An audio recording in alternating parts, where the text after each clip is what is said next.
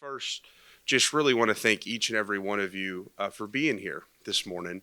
I know winter came swiftly this year, it sure seems like, and it was weird this week waking up and seeing frost on the ground and having to defrost your car and everything. So we appreciate you being here early on a Friday morning. And I really want to thank the exhibitors in the back and folks that set up booths today. We appreciate you being here as well. I want to thank Primary Care Centers for hosting.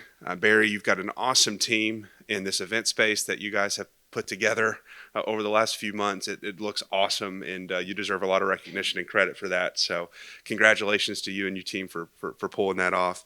Also want to thank some of SOAR's corporate partners in the room. So Pikeville Medical Center, thank you for being here. ARH, Appalachian Regional Healthcare, thank you for being here. Primary Care Centers of Eastern Kentucky, UK Healthcare, and Team Kentucky. And I think in Hazard Community and Technical College as part of KCTCS. Thank you so much for being here. So I just wanted to say a few things up here before I show a video of Congressman Rogers, who was not able to be here today, but he sent some remarks that I'm going to show. Kind of why are we here today? Why is SOAR doing this? Why is SOAR working to bring people in this room, and really why today matters?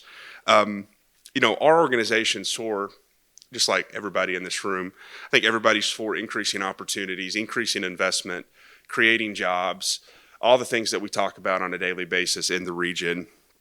We feel like Eastern Kentucky cannot advance, cannot become the best version of itself without improving health outcomes for some of these long-term chronic conditions like diabetes. I'm not going to sit up here and read the data and the statistics. We're going to get a lot of that today from folks that are a lot more qualified to talk about that than me. But it's safe to say that we know we have work to do in Eastern Kentucky. So it all starts by getting the right people in the room to talk about what we need to do together, to talk about changing lifestyle decisions and behaviors. We have great access to healthcare in the region. We have great providers. This is one of those things, though, that it's hard to treat our way out of this. This comes with helping folks prepare them to make better decisions on a daily basis.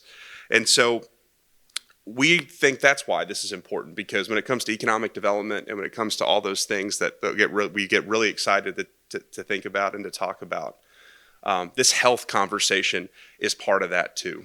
So we're super, super excited today to be here, and we, again, just appreciate everybody taking time on a Friday in a really busy time of the year to be here as well. So I'm going to cue up Congressman Rogers' video.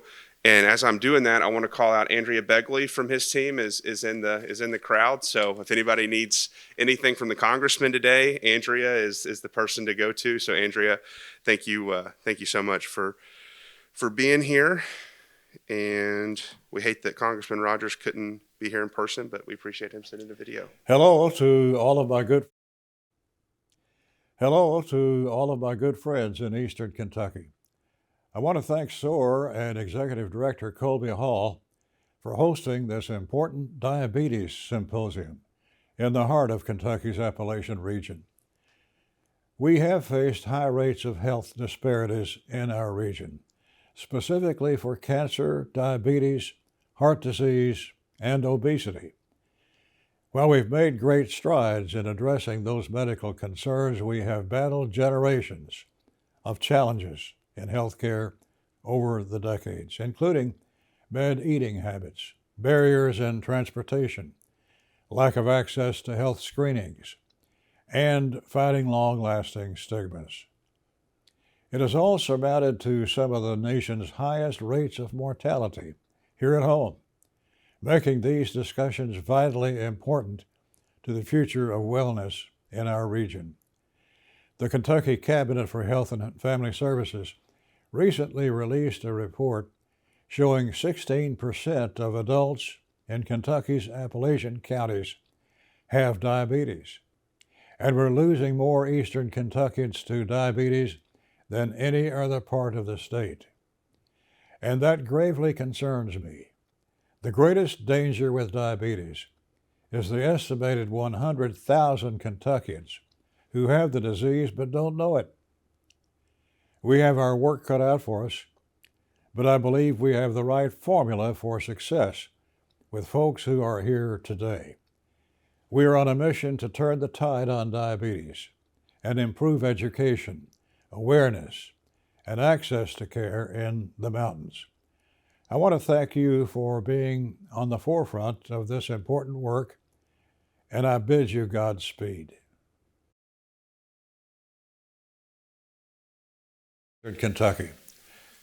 We appreciate Congressman Rogers taking the time, Andrea, to put that together. We know he's been just a little bit busy in D.C. with some things. I think there's been some stuff going on over there, to say the least. So appreciate him taking time to get in the recording studio over there. So load up the slides for today before I introduce our next speaker.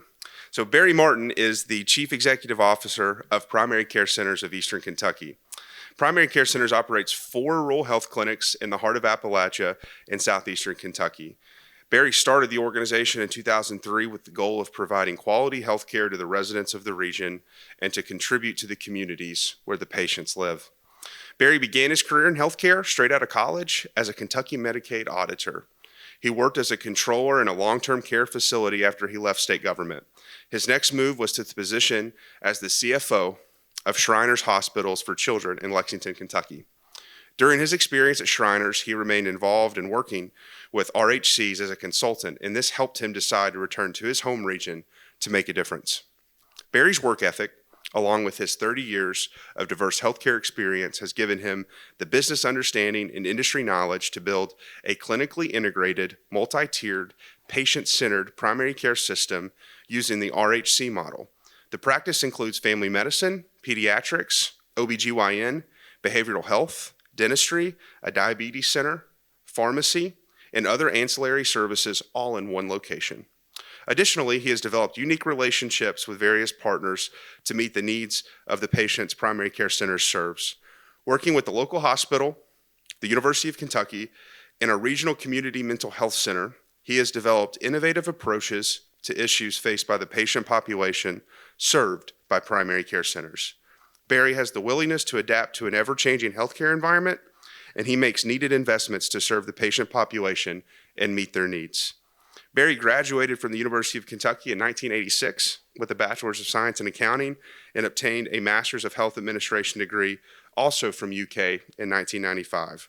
He is the past chair of the Kentucky Primary Care Association and has been a board member and/or committee member of the organization for over 20 years. In addition to his duties as chair, he currently sits on the organization's executive committee, IPA committee, and the Kentucky Medicaid Primary Care Technical Advisory Committee. He is also a member of the KPCA ACO Board of Directors and was involved in the creation of this RHC FQHC-driven organization.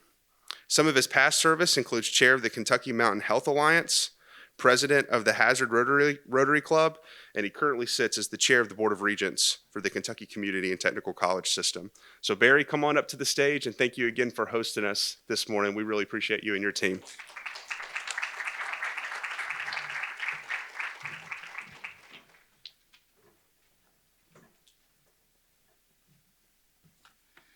Thank you, Kobe. Really appreciate SOAR and Kobe and his staff. They have done a great job. This is our first event of this kind of magnitude from a formal standpoint. So we had a lot of things that we needed to learn, and Kobe and his staff really helped us out with that. So really appreciate that. And thanks, Kobe. It does sound like I've been around for a long time, and it kind of feels that way. So thank you very much for the kind words. But so I'd like to once again thank SOAR, Pikeville Medical Center, my good friend Donovan, he's here. Thank you for your time and effort. And UK, we have got a lot of things going on with UK, and we're an affiliate of Barnstable Brown, so we're proud of that. At ARH, on a day-to-day basis, we work with them. King's Daughters Hospital, Team Kentucky with Dr. Stack and your team, we really appreciate it. I'd also like to point out Shayna Gray with Corcept Therapeutics. She has actually bought our lunch today. Her company is providing us lunch, so we really appreciate that. Thank you. So, like Kobe said, diabetes. diabetes is really a cancer. We all know about diabetes. We've all probably been affected, just like with substance use disorder. Everybody in their family has got somebody that has been impacted by diabetes. And so I'm no different than that. And one of our points of emphasis of our organization is to work with diabetes. And I have a personal interest because my mom, she had diabetes for over 25 years. And I had a front row seat of watching her health decline and her daily activities of daily living really go downhill. And back in 2010, we decided we had the making of a diabetes center. We had a cardiologist, a podiatrist, a ophthalmologist.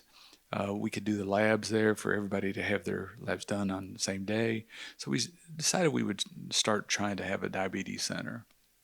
The things that we were missing was a good medical leader and also good nurses, diabetic educators that could help us lead the way and help our patients.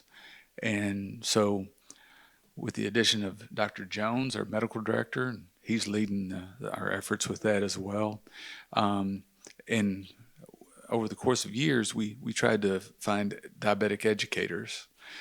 Forgive me, I know there's a new term for them, but I still call them CDEs. But we really kept looking for CDEs to be a part of our team and do what I call be the stick that stirs the drink. Because along the way with my mom, I feel like if she had somebody like what I call a diabetic mother to help encourage her and coddle her and support her and kind of lead the way, I think that she probably would have lived a little bit longer and had better quality of life. So one of the points of emphasis for this is to try to help show the need for more diabetic educators in this area. When I first started looking at it back 10 or 12 years ago, the greatest resource of diabetic educators was along the 64-75 track west and north of here. Where is the biggest incidence of diabetes? It's the Appalachian Trail. And so what we need more of is diabetic educators in this area. And that's the point that we're trying to make here. And we want to, you'll hear a lot of statistics, a lot of stories, a lot of instances where it proves that need. So we've been trying to work on it. Now we want to get it done. It's a process that's going to take a long time, but we want to turn the tide of diabetes and really make an impact. And we feel like this is the way to do it. And so thank you, Kobe, for showing off about our event center. So our event center came about by trying to meet the needs of the public of having Halloween events and Christmas events and maternity fairs and fun fest, back to school fun fest. So I'd like to show you. You can look around and see what it looks like right now. Well, let's see. This is what it looked like last Thursday. We had around 1,500 people come through here during a 3-hour time frame for a trunk or treat event. I'd like to really give props to our staff. Our administrative staff leads the way, but I tell you what, we have very solid soldiers that carries out orders really good. And you don't have to give them orders. They just know what to do. So all the staff that works for primary care, please stand up. I'd like to give you a round of applause.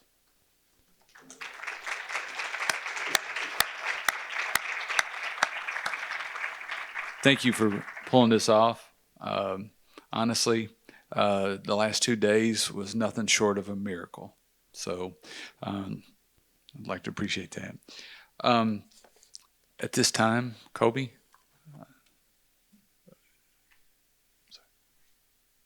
Okay. I would like to introduce our keynote speaker, Dr. Stephen Stack. We all know him, even though he doesn't know some of us, because we got to see him on a daily basis for quite a few months there. And Dr. Stack was gracious enough to join us today and give us, his insight. And really appreciate Dr. Stack and his staff was very instrumental with helping us lead the way with the COVID services that we provided. So, Dr. Stack, welcome. Good morning. Good morning, everyone. Wonderful. Well, good morning. So I've got some time with you here today to talk about diabetes. And so, first of all, thank you for being here and thank you for the work you do on behalf of Eastern Kentucky and in support of the people who live out here in the Eastern Kentucky region. One of the things that's really special, and I've had the opportunity to travel the state and see all the 61 health departments and be in all the different regions. And I still got a ways to go in the counties. I've been to 80 or so of the counties, so I got 40 more to go. So if I have more time after next week, then I'll get the other 40 hopefully in the years ahead. So each of these regions has their different feel, has different sense of community, sort of a different flavor about them. One of the things that is really striking about Eastern Kentucky is just how strong the sense of community is. And I'm not saying there's not strong community other places, but it's really distinctively strong here. And as I look around the room and the folks that I know, and I've been out here multiple times, and both for good things and unfortunately for bad things, for the floods that went through, is how people rally together and come together. And obviously, we're not going to solve these problems unless we find solutions that work for and are accepted by the community.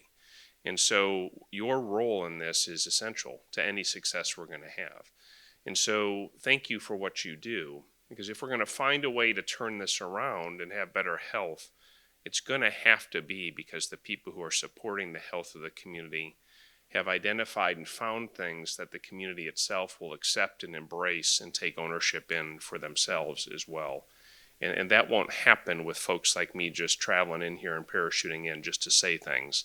It's going to happen with people who live in the communities, who understand the communities, who know the people, and can do it in a very, very personal way. So thank you very much for what you do, and please know that I'm grateful for that. I don't normally rattle off lots of data, and I seldom use slides. I think most people relate more personally to stories and real impact on people. I also know that people will forget virtually everything that I say to you here today. Very little of what I say will you remember, no matter how I try to drill it in. What you'll remember when I leave here are things more like, yeah, he seemed like a nice guy. I wouldn't mind if I had to hear from him again. If I could have a beer with him, or go out for some barbecue, that will be okay. That's what you're going to remember. That's the whole Maya Angelou quote. For any of you who have heard that before, people will forget what you say and do, but they'll never forget how you make them feel. So I keep that in mind when I give these presentations, that more often than not, it's an opportunity to leave just a handful of points and try to motivate people and about the ability they have to make the world a better place themselves. I'm going to depart from that, and I'm going to rattle off a bunch of statistics here. Because when I look at the agenda, you've got a number of people who are going to come afterwards and talk about actual work being done by partners in the community and talk about specific programs, specific resources, specific tools. So I'm going to set a stage here at the start just with some data. I'll start nationally, come down to the state, and then go down specifically to Eastern Kentucky. So first of all, nationally, more than 30 million people in the United States are diabetic. It's probably around 10% of the total population are diabetic. Nationally, about 96 million Americans, a third of the population, are pre-diabetic or diabetic. Of those pre-diabetic people, those 96 million people, 90% of them probably don't even know it, just to put that in context. So it's hiding out there in plain sight. It's in all of us, or most of us, a third of us at least, and yet 9 out of 10 of us are unaware of it. That's huge. That's an enormous problem. And when you come down to Kentucky, unfortunately, we distinguish ourselves not in a positive way here. So Kentucky has just under 500,000 diabetics. It's just under 14% of our population who are diabetics. That's more than 1 in 7. All right, so if we were to do a little exercise here, and the biggest table has 6 people added here, but at a table of 6, if we had one more, one of those people at one of these rounds would have diabetes. Our 13.8% of the population compares to 10.9% nationally. That means we're 26% higher than the national average, and we're helping to pull that average up. So it's probably even worse compared to the states that are doing well. In Kentucky, and this is alarming, from 2000 to 2021, so about 2 decades, the rate of diabetes has doubled in just 2 decades. I don't know how you define a generation, but for whatever reason, I kind of think about 17 years in my head as kind of a rough generation. That means in just over 1 generation, or in about 1 generation, we have had the rate of diabetes double. That's an alarming growth. It was 6.5% back in 2000, and now it's 13.8%. That's not heading the right way, of course. Kentucky ranks 5th highest in the United States for diabetes prevalence, 5th highest. Again, we're at the top of the wrong list for this. Unfortunately, even within that unpleasant statistic, there are disparities. And so the African American community in our state has an even higher rate of 18.5% compared to the Caucasian rate of 13.5%. So even within the disaster, there's a small, bigger disaster. The age your age changes or impacts this. The older we get, the more likely you are to be diabetic. And there's a slight higher prevalence in men than women. In Appalachia, the prevalence of diabetes is 17.2% compared to 11.9% in non-Appalachia. That is really problematic. Diabetics have worse problems with diseases that are cardiovascular diseases, so stroke, eye problems, heart attacks, kidney disease, and a number of other problems, non-healing ulcers, skin problems. All of these things, remarkably, could be largely averted with what seem relatively simple interventions, but if they were easy, they're simple, but they're not easy, because if they were easy, we'd be doing them already. So we'll touch on that in just a minute. The 5 area development districts, you're all familiar with that concept, I think, in Kentucky, so there's about 15 of them, I think, area development districts. The 5 of those, so these are clumps of counties that kind of think and work together sort of for economic activity, development, various other activities. The 5 area development districts with the highest rates of mortality are in eastern Kentucky. And Kentucky hospital discharge data shows that in 2021, diabetes was the primary diagnosis for 14,212 hospitalizations. The average length of stay for a diabetic hospitalization is about 6.6 days. Costs about $46,000, and the total charge is about over $600 million. Just to put in context within our own state how costly diabetes is. The emergency department data shows that we've had over 15,000 discharges in 2021 for just under 12,000 individuals, and that the billed charges for emergency care over $100 million in 2021 alone for that patient population. So it's obviously very, very costly, but it's also manageable and preventable in a number of ways. So what should be done? So the legislature mandated at some point in the past that every other year we have to, in odd years I guess, we have to produce a state diabetes report. And the Cabinet for Health and Family Services has to do this in partnership with the Personnel Cabinet. And so we've produced that this year. So this is relatively recent, and it's brief, as I understand it. our reports were too long, so we were asked to shorten them so that they could be read more quickly. So this is a very brief executive summary. I think it's only 10 pages. But in here, there are 5 recommendations that the cabinets have recommended. So one, for the state of Kentucky, we should work hard to prevent new type 2 diabetes, mellitus, patients who get diabetes, type 2 diabetes, which is by far and away the most common type. So everyone in this room knows this, but for the avoidance of doubt, type 1 diabetes you generally get as not always, but as a child or a juvenile when your immune system attacks your own pancreas, and then you no longer produce diabetes. So you have to have exogenous or external diabetes as a medication. Type 2 diabetes is a metabolic problem. You're still producing diabetes, but your body's not handling, you're still producing insulin, but your body is not handling and processing the insulin and the glucose efficiently and effectively. And so you start to have other metabolic problems related to that. So I'll talk about some of the specific things we can do, but here for preventing new type 2 diabetes cases, diabetes prevention programs and things of that nature can be very, very impactful, and we'll touch on that in a little more detail. The second thing is increased screening for prediabetes, diabetes, and also gestational diabetes, because pregnant women, particularly in the 3rd trimester of pregnancy, can have diabetes unmasked or develop during their pregnancy. The third thing is to ensure access to diabetes self-management education and support. That's one of the things Barry is focused on and is talking about with the CDEs, that he still uses the term, the clinical diabetes educators, but to try to empower people through knowledge and information to be their own best caregivers, their own best advocates. The fourth thing is to fund sustainable diabetes prevention and control infrastructure and workforce in public health at the state and local level. So there's at least 3 of my local health department colleagues are here today. Pete from McGoffin and Martha from Floyd. I do this, I rattle all these names off, and believe it or not, I do remember most of them, but it gets hard to shuffle so quickly. And then Scott over here from Kentucky River. And then the districts, because there's Barron River, there's Kentucky River, there's Green River, and it gets hard to shuffle all these things. So I make these silly gaffes sometimes. So forgive me my ignorance when I do some of those things. But anyway, there's at least 3 of my local colleagues here today. And public health has been severely underinvested in over the long haul.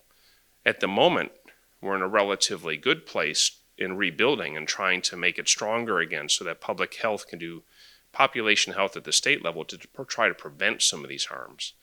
Because there's all sorts of evidence that shows if we can prevent these things from happening, a few pennies invested on the front end can save many dollars down the road in healthcare costs. And what we do in actual healthcare delivery, while it's very, very important, it's intervening when there is typically already disease present. So we're trying to make better something that's already not good.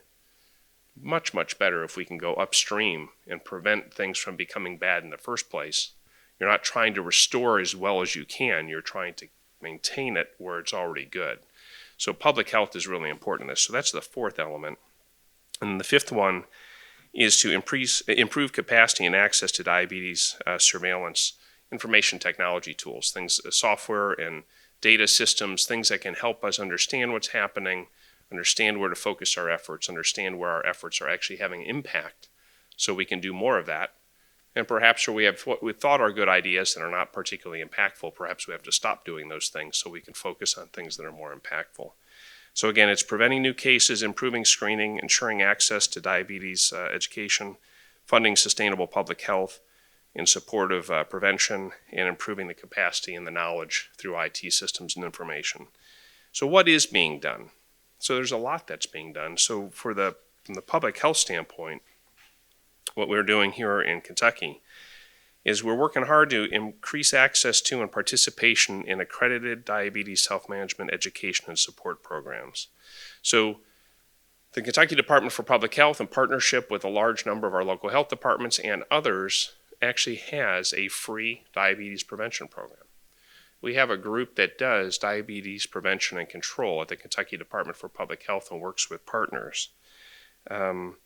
Kentucky River District, Floyd County, Laurel County, Whitley and Knox and Powell, Gateway District, Lake Cumberland District, Lewis County. Those are Appalachian region health departments that are involved, but we have 12 others in other parts of the state as well. And so we thank our local health department partners in that. You can go to, and I tried this morning, you can Google, because we all know Google is the easiest way to find things, right? If you Google KDPCP, that's the Kentucky Diabetes Prevention and Control Program, KDPCP. The very first hit this morning at 8 o'clock was the Cabinet for Health and Family Services and the web page for the Kentucky Diabetes Prevention and Control Program. If you go there, it'll give you information about the program, and you can refer, where you can refer people to how they can access these services and benefit from that. We've had some really good experiences and some good data, and I think later down here I have an example where I can give you some specific numbers, but we've been able to show that people who have participated in these programs have been able to lower their hemoglobin A1C. Referrals to other types of services and support have increased, and of course we hope that all is going to help prevent cases of diabetes, but for those with diabetes, help empower them through education and knowledge so that they can have better care and have a better quality of life. Now remember, all these things are interrelated.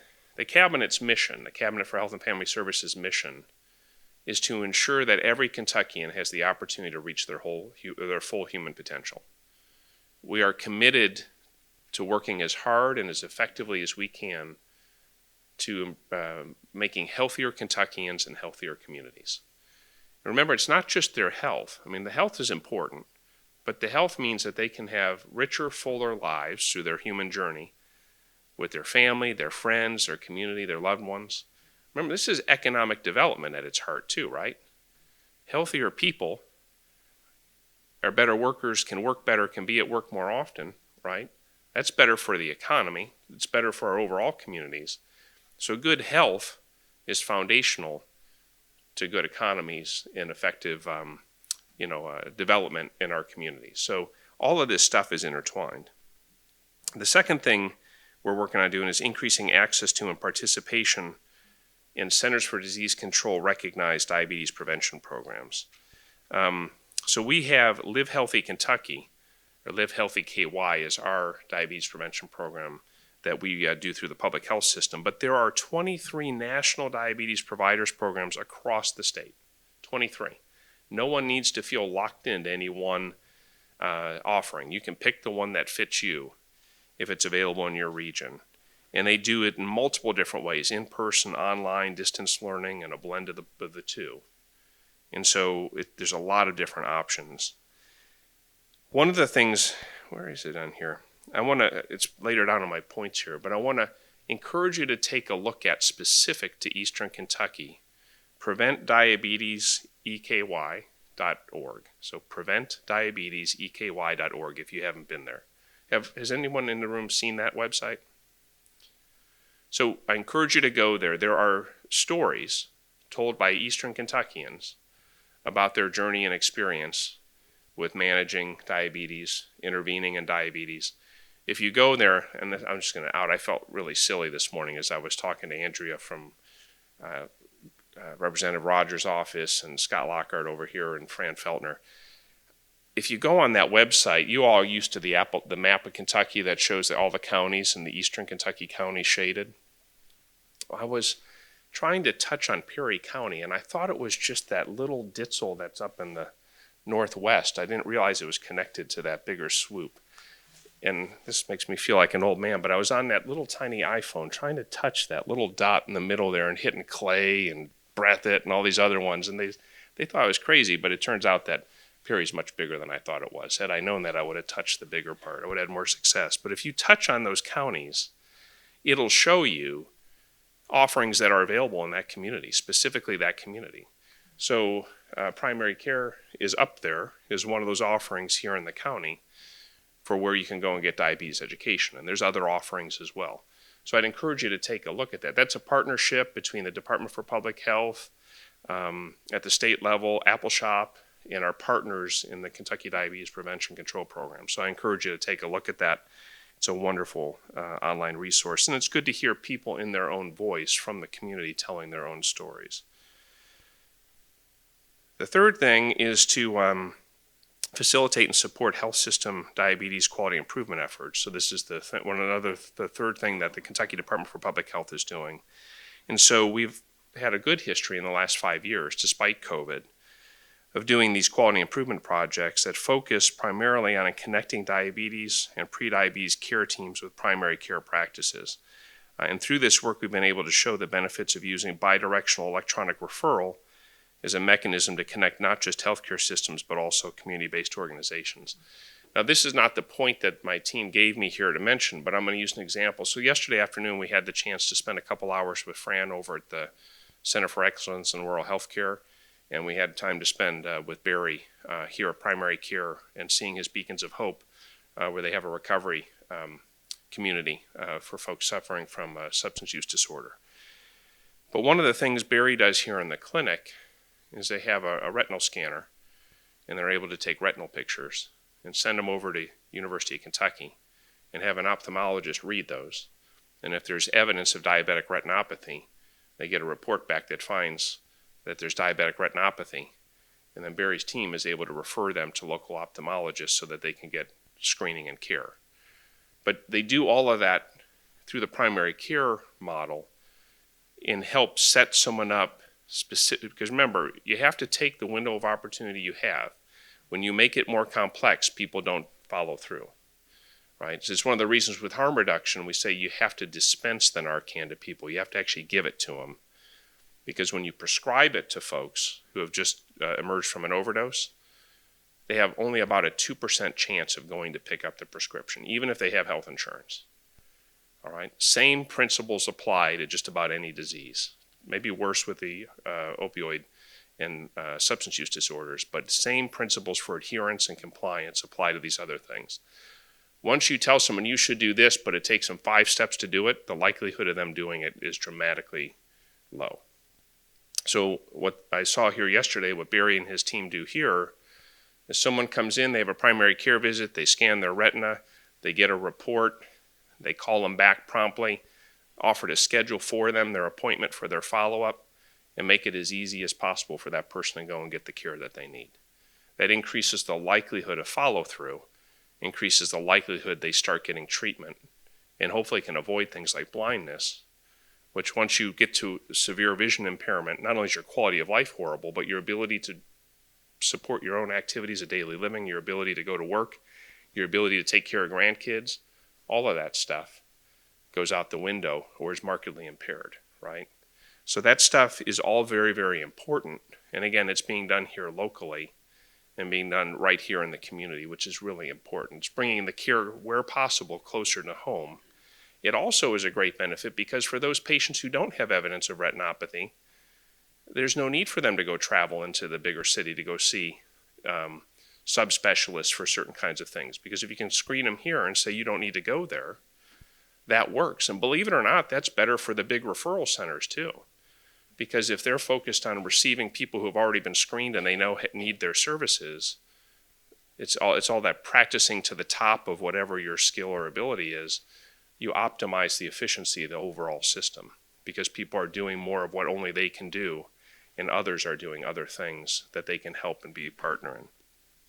And then the fourth part of this, actually there's one other thing here.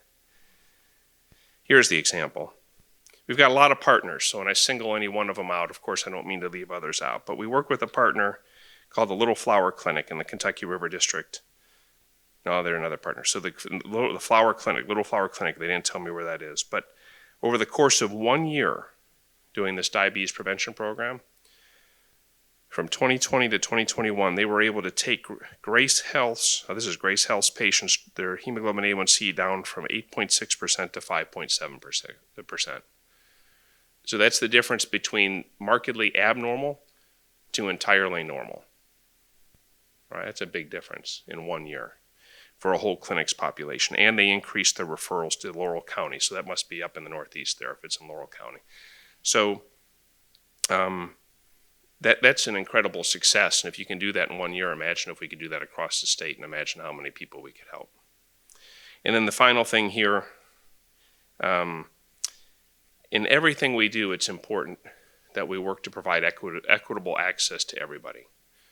So remember, when people hear equity, different people hear that word in different ways. So there's racial equity. We only have about 8.5% of our population is African American, and there's a large concentration over in the Jefferson County and other cities, we've got rural Appalachian equity challenges, right? Do you all feel everyone here has ample economic resources? Do you all feel everyone here has access to all the food and housing security and employment options that they need? I don't think so. So we have equity issues here to make sure that we can help every Appalachian living in rural eastern Kentucky can have access to high quality health care, high quality health, and then they can reach their full potential, right? And there's other types too, depending on where you live throughout the state. There could be issues of gender equity. There could be issues of other kinds of cultural equity, depending on where you live and what resources you have and what social support you do or don't have. So I've already shared with you the Prevent Diabetes, EKY.org. The other thing I want to point out is Kentucky is one of only 2 states that has licensure for diabetes educators. And you can get information about this. There's actually a board. So there's requirements, there's a specific title, and you have to get licensed. But the board is BDE, so the Board of Diabetes Educators, bde.ky.gov. But we're one of only 2 states. So if you have anyone who's interested in doing that, wants to know what the requirements are, if you want to have some of your own staff consider going on that journey, go to bde.ky.gov and you can see what the requirements are. And the other thing is, before I give some other points here, I want to thank Barry again for bringing you all together. There's another meeting happening today. There's a statewide diabetes meeting that happens every year. And we would have more of our team here today, except that they're off at that meeting right now. So there is so much work to be done. There clearly can be multiple initiatives underway at the same time. In fact, we need a lot of effort and initiatives. But there's a much larger community who are here to support you, to partner with you, to share best practices, to share resources, and to work with this community here. And they would have been here to support you. So please know that they are with you in spirit and would like to be your partners in this journey and share resources and best practices.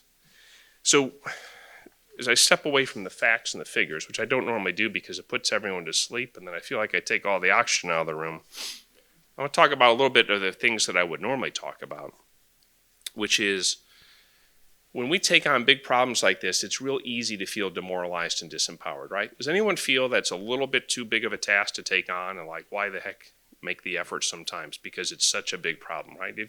I suspect you do, because I know that I do. I feel that tug, that challenge. I will tell you, I've come to appreciate as I've gone on my journey the value of the Serenity Prayer and other ways of that same concept, okay? So you all know the Serenity Prayer, and actually we only talk about the short little start. There's a longer version of it. But the first part of it is, Lord, give me the courage to change the things I can, the serenity to accept the things I cannot change, the courage to change the things I can, and the wisdom to know the difference. And then there's actually more that's inspirational past that, but I don't remember that part. I reframe this into a Venn diagram because I work with a bunch of epidemiologists, and I think they recognize the science approach a little bit more naturally. And so I put it into 3 circles, and my team has heard me say this over and over and over for 4 years at Public Health. Martha, have you heard me say this at a meeting probably? We need to size up the world that we face, and we need to put things in 3 buckets. I think we should put things in 3 buckets, whether we need to or not. The things we control, the things we influence, and the things we neither control nor influence. Because you know what we do? We spend a lot of time on those things we can't control or influence, hitting our head against the wall, and guess what? The wall wins every time. But there's actually a lot of stuff that we can control and we can influence, and if we focus on those things, we actually can make a difference. And if you think about this, if every morning you wake up and you go to work and there's 10 things that frustrate you to no end every day you go to work, and if half of them are on the things you can't control or influence, right? And you spend your time railing against those 5 things, you're going to be miserable every day you go to work. But if instead you focus on the other 5, and there's 2 things you can control and 3 things you can influence, and you say, let's fix the things we can control. Guess what? If you fix those 2 things, now every day you go to work, there are 8 things that frustrate the heck out of you. But you know what? If there's 2 fewer things that frustrate the heck out of you, it's more likely you're going to have the emotional energy to deal with and cope with the 8 things that remain. But if you fix those 2 you can't control, guess what? If people are like, my gosh, look at this, they made things better. That feels better to go to work. Those are better. Now maybe those things you can influence start to get pulled over into you can control them a bit, because other people then say, well, wait a minute, they helped solve those problems. Maybe we can work together and fix this one. And if through a period of time you're able to fix 5 of those things that you could control or influence, now when you go to work, there's only 5 things that really frustrate you. And do you think it's going to feel a little bit better to go to work when you reduce that burden of negativity and frustration and interference with your ability to be your best you? I think it does. And I think we've shown that in some of the stuff we've done at the Department for Public Health to try to improve things for our workforce and improve the way we can provide services to our communities, the way we work with our partners at the local health departments, between the state and the local health departments. So I encourage you to be thoughtful about that, because otherwise it's too easy to get demoralized when we have 14% of our state and almost 18% of Appalachia has diabetes. It's too easy to get overwhelmed by how can we possibly fix this, because it's such a big problem. And how do you fix it? One step at a time. One step at a time. And so the next thing is, we can't make a difference. These quotes that people rattle off, I used to wonder when I was younger, how do all those older people know all these quotes and tell all these stories? And it's because they live life, and you kind of see the things that play out that are true. But Margaret Mead's quote, never doubt that a small group of committed people can change the world. In fact, it's the only thing that ever has.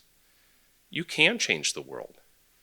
Sometimes painfully slowly, one step at a time. But if you're persistent and you're sincere and you're passionate and you work with others, you can change the world. You can make it a better place. And so I encourage you not to get demoralized. And one of the things I learned during the pandemic, I started getting letters that were mailed to me. And that was before I then showed up at a press conference and said, I challenged Kentuckians to write me letters. And I said, emails don't count. It's too easy. Texts and emails don't count. You have to actually write it on a piece of paper, put it in an envelope, put a stamp on it, and send it to me, and then I'll read it. And then I went through a couple weeks or a few weeks on TV where I was showing I've got mail, and I was showing these piles of mail that I was getting, where people were writing their own stories, their own journeys through COVID, what it was like, what the impact was. Mostly, difficult, concerning, stressful. Could have been bad because of the disease, or they lost a loved one. Could be bad because their business wasn't operating normally. They had economic concerns, right? Could be bad because schools weren't operating normally. Those were all journeys we all went through. But the thing that was really, really striking is how many people took it very sincerely, and how many people were grateful to have an outlet to be able to express their journey and their experience. And then when some of them saw their letters kind of read out publicly, they got to feel like they were being heard, right? And it empowered people to feel like they could have some active role in their life to try to have an influence or make a positive impact. So I didn't have the bandwidth earlier in the pandemic when it was so crushing to write back to people. But as I finally got a little more caught up, I would stay at the end of the day and handwrite some notes back to as many of those as I could. And so I started ending some of those letters, those little handwritten notes, with, never doubt the power of small acts of kindness.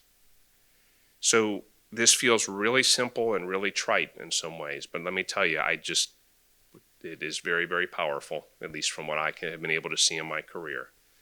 When you help one patient at a time, one after another, when you help one community at a time, you solve one seemingly little problem at a time, when you do it with trust and respect and courtesy and patience and tolerance and inclusion with other people, when we see each other as neighbors, as friends, as family members, we can make a difference, and we can make these things better.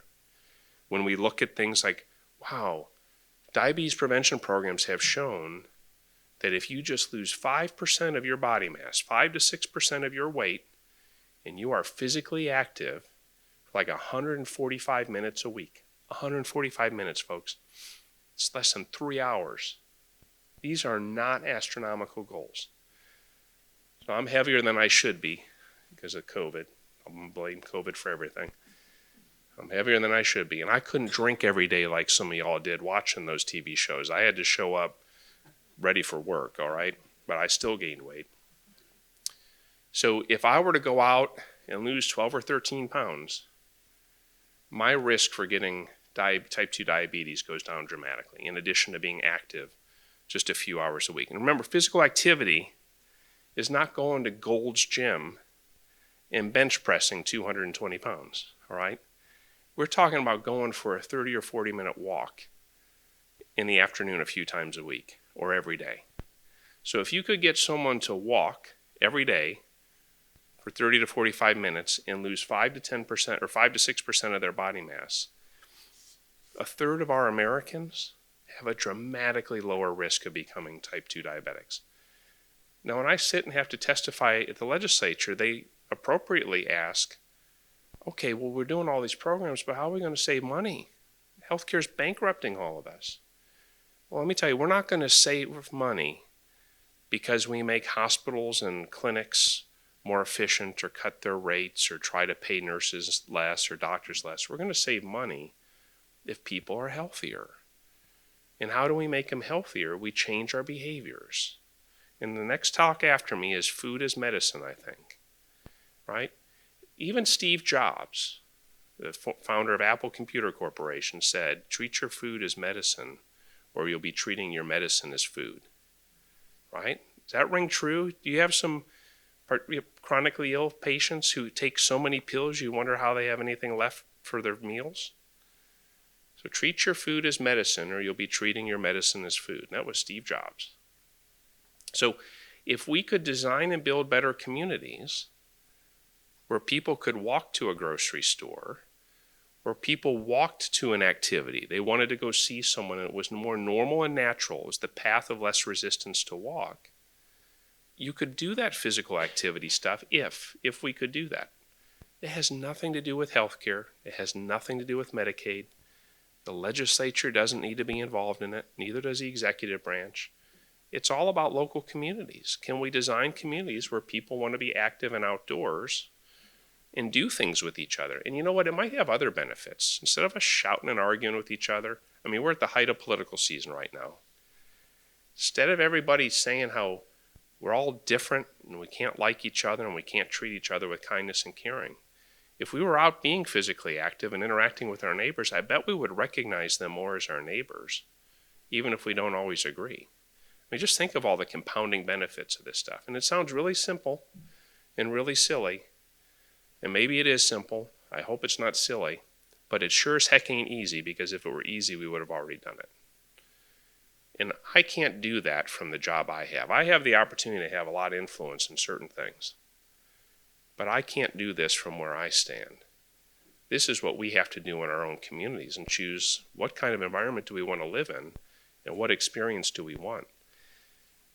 But when 1 in 3 Americans are pre-diabetic, you don't have to make much of a positive impact in reducing 100 million Americans to have an enormous impact on overall workforce productivity, healthcare costs, and quality of life, all right? So if you could take 100 million Americans and have a 10% reduction, you're going to have 3 to 4 million Americans who aren't going to be diabetic. That's big. And you multiply those healthcare costs times all that, that's enormous. And you think about all the problems we have, we can't afford things and have budgetary problems in the country, that would have a big positive impact. So just think, it's all related one way or the other, and you all have a big role to play in that. Even if it feels, in the given moment, one day at a time, it feels like small actions. Your individual small choices, small actions, all will have a profound impact when added together in aggregate. So I believe in you. You are doing these things. I know you can do these things. And together we can accomplish really great things. And what we'll have to do, though, is have confidence that if we do those things one step at a time, it will take time. But when we look back 10 years later or 15 years later, we can go, wow, it didn't feel in the moment like we were having that much of an impact, but look at the impact together we had. So I have faith in you. I'm grateful that all these other people are going to talk to you today in more concrete ways about the partnerships that this community has with other communities and with other partners, things that Appalachian communities can do itself, and the thing that Appalachian communities can do in partnership with others across the state. And I hope you have a wonderful day here today as you go through this. And I thank Barry and the primary care centers for pulling this together, and SOAR for organizing it and helping to help Barry, because he needs a little help sometimes. So thank you for doing that.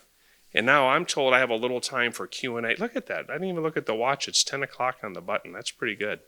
So they told me we had this flexibility, so I have time for Q&A, and I'm happy to do that with you. You also will have a break until the half hour, so till 10:30. So if you have any comments or questions, I'm happy to entertain any of those things. And I'll repeat them. If you just stand up and say them so I can hear them, I'll repeat them so that whoever's listening on the camera can get them. But this is the opportunity for you to ask any question you want and for me to answer it or avoid it in a way that makes you like me better. So does anyone have any comments or questions you'd like to share? There's no pressure. I'm happy just to say thank you and sit down too, but I'm happy to respond to anything to the best of my ability if you have comments or questions. Have I put you all to sleep? All right.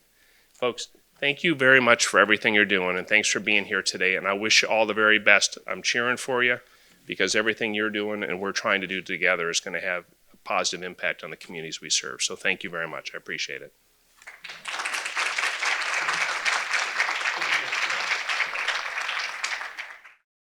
We're going to get back into it. I appreciate everybody taking advantage of the networking opportunities. I want to call out, we've got 2 raffles in the back right-hand corner. One is for the Yoder's Basket, and then the Floyd County Health Department also has a raffle as well. So 2 opportunities to win there from a moderate crowd, so I think decent odds there. So our next speaker, excited. Before that, Dr. Stack, I was just reflecting on what he was saying, and it's so true. I'm not sure if it empathizes with anybody else, but when you tackle problems like this, it does get very overwhelming, doesn't it? And I was laughing because my serenity prayer is not as elegant as Dr. Stack's. It's, Lord, I'm clocking in this morning. I'm going to work hard. You just take care of the rest, right? So I don't know if anybody else's is a little less elegant than the serenity prayer that we see on the wall, but that is mine, and I was laughing about that in the middle of the break. So, but super excited to welcome Ashley Webb to the stage from Appalachian Regional Healthcare for our next session. So Ashley Webb, RN, LDE, serves as the System Diabetes Education Coordinator for Appalachian Regional Healthcare. With a strong background in nursing and public health, Ashley is committed to improving the lives of individuals living with diabetes. Her role as a diabetes education coordinator allows her to develop and implement comprehensive education programs to empower patients, their families, and the community with the knowledge and tools to manage diabetes effectively. In addition, Ashley plays a crucial role in leading diabetes support group meetings across the ARH system, where she fosters a supportive and educational environment for those living with diabetes. So we're, Ashley, grateful that you're here with us this morning. We're grateful for the support of Appalachian Regional Healthcare, and we're looking forward to your presentation. So everybody give Ashley Webb a warm introduction.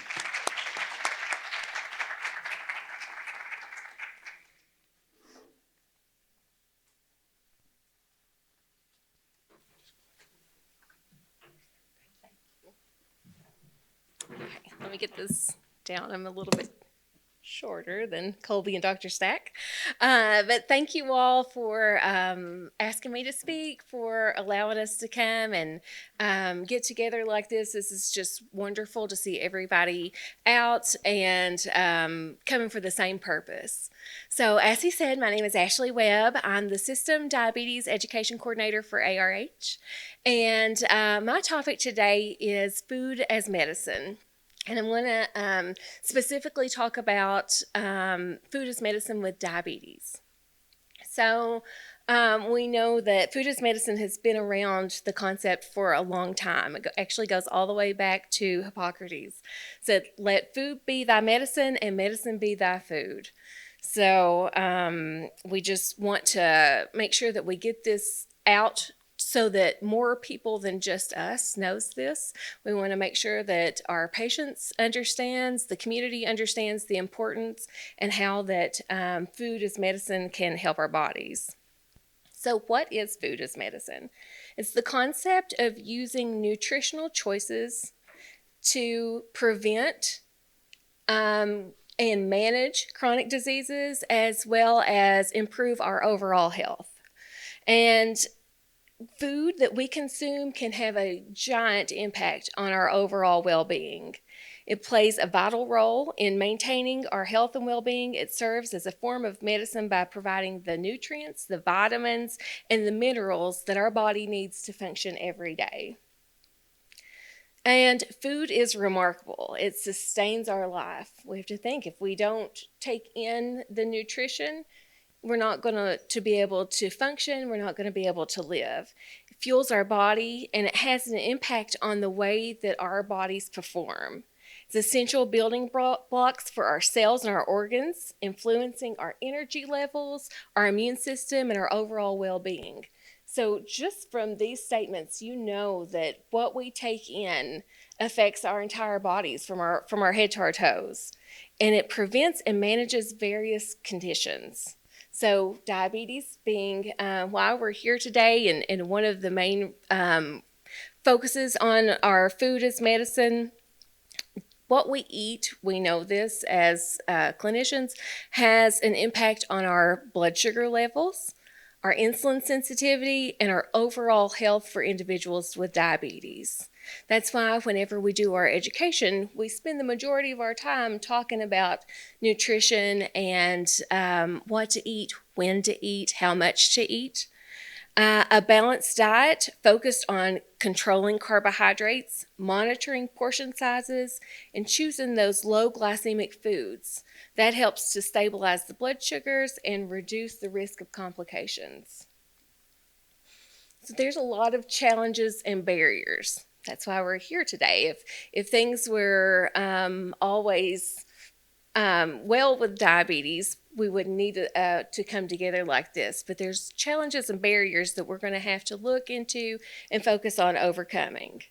So the lack of knowledge and misinformation. So a lot of the times our patients don't understand the importance of what they eat. Sometimes they eat for enjoyment and not the nutrition value of the food. Cultural and dietary preferences. We have to take into consideration a lot when we're educating our patients on what they have, what they eat, what they're used to eating every day within their families. So that's something that we really got to think about. Food as medicine, but we have to meet the patient where they are in their nutritional choices. Accessibility. We know that we have a lot of food deserts around in eastern Kentucky. There are transportation issues, lack of accessibility to grocery stores, fresh fruits and vegetables. So we need to work on those issues as well. And then socioeconomic disparities. Nutritious food is expensive. Junk food, the foods that aren't good for us, the foods that don't have nutritional value, those are cheap. Patients can go out and buy those much easier than paying for the nutritious foods that they actually need for their bodies. So we need to really address the food insecurities in Kentucky. And as you see here, with Feeding America, that's where I got these statistics from, you can see nationally that food insecurity is about 10.4%. Kentucky overall, 12.9%. And Eastern Kentucky, sadly, 20%.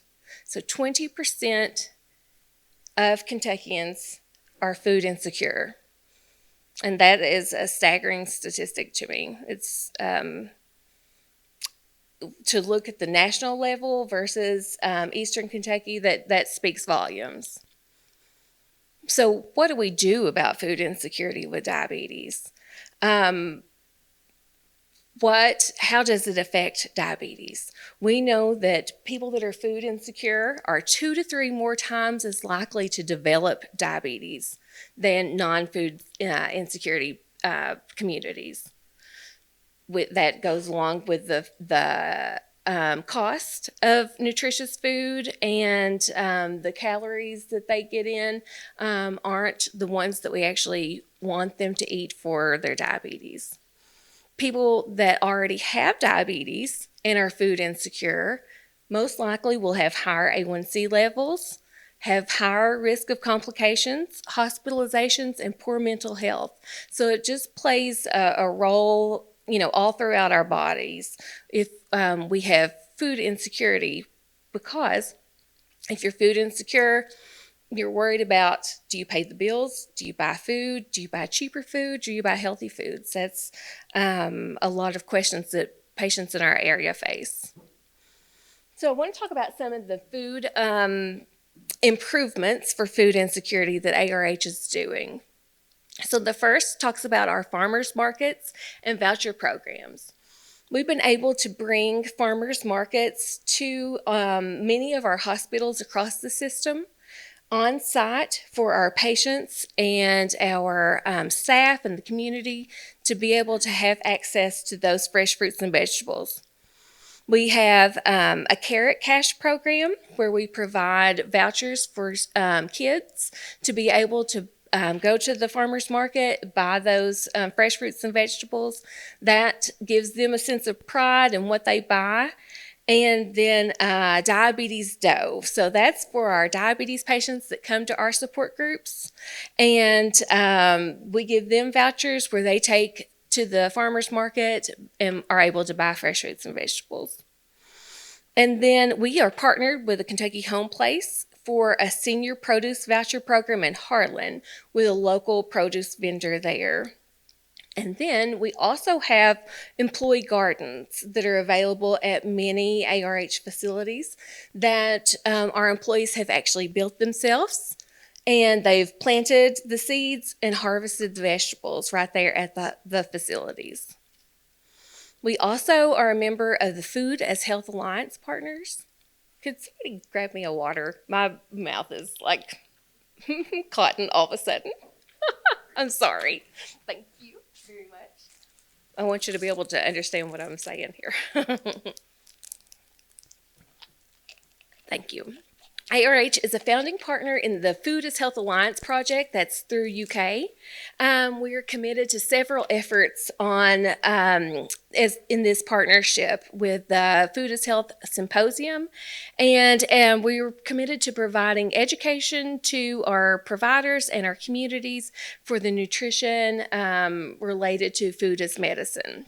We're also partnering with UK in Floyd and Perry counties to be able to provide food boxes directly to patients that qualify with either diabetes and or hypertension. And we're able to provide food boxes to them weekly for 12 weeks, delivered to their home through Instacart from Food City. We will track A1C, blood pressure, weight, and at the end of the program, we'll be able to report out those health outcomes. They will receive recipes with their food baskets to give them ideas of how to prepare the foods that they receive each week. They will receive fresh fruits and vegetables, protein, eggs every week. So that's a huge win for those patients.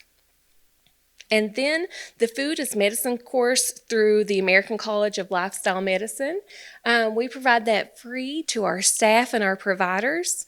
And we have actually had 70 providers and staff complete this program already so that they are aware of the importance of food as medicine and to be able to talk to those patients that they see daily about the importance.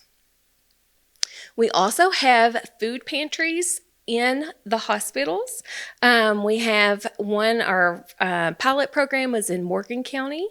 We ask the food insecurity questions. If they answer yes to any of those, then they receive a food box there at the hospital, and they're able to take this home and have those foods there available to them if they respond yes to any of the food insecure questions upon intake.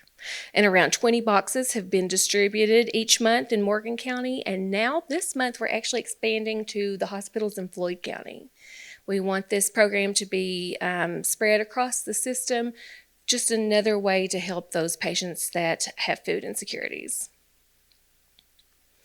Okay, our diabetes support group meetings. So this is my baby. I provide diabetes self-management education, but we've also started diabetes support group meetings.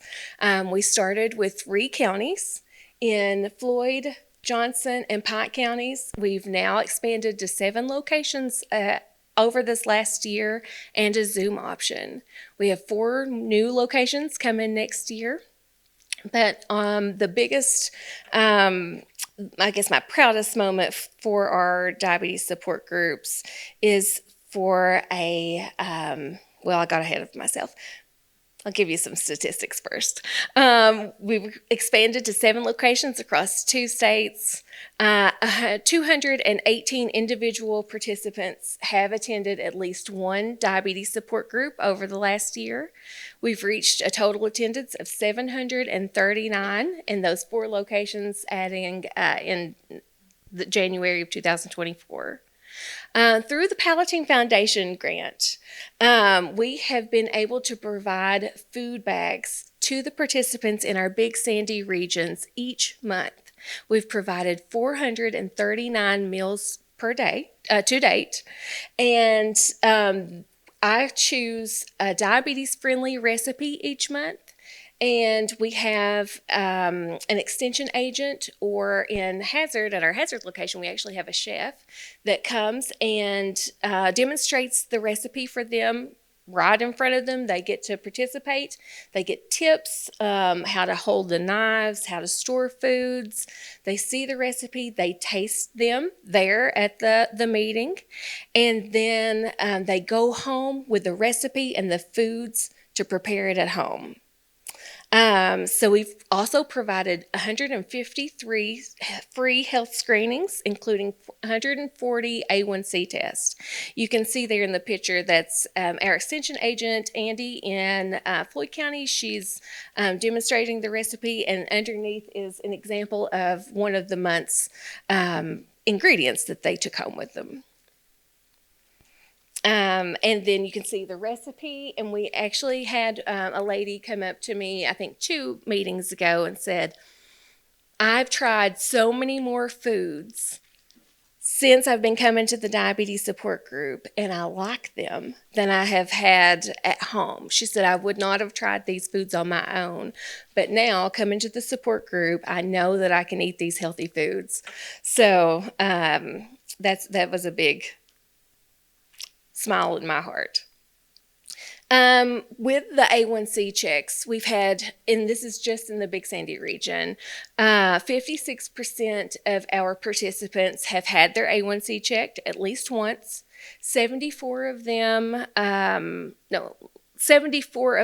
have had their 74% of those that have had their A1C repeated actually have improved since they've been coming to the diabetes support group.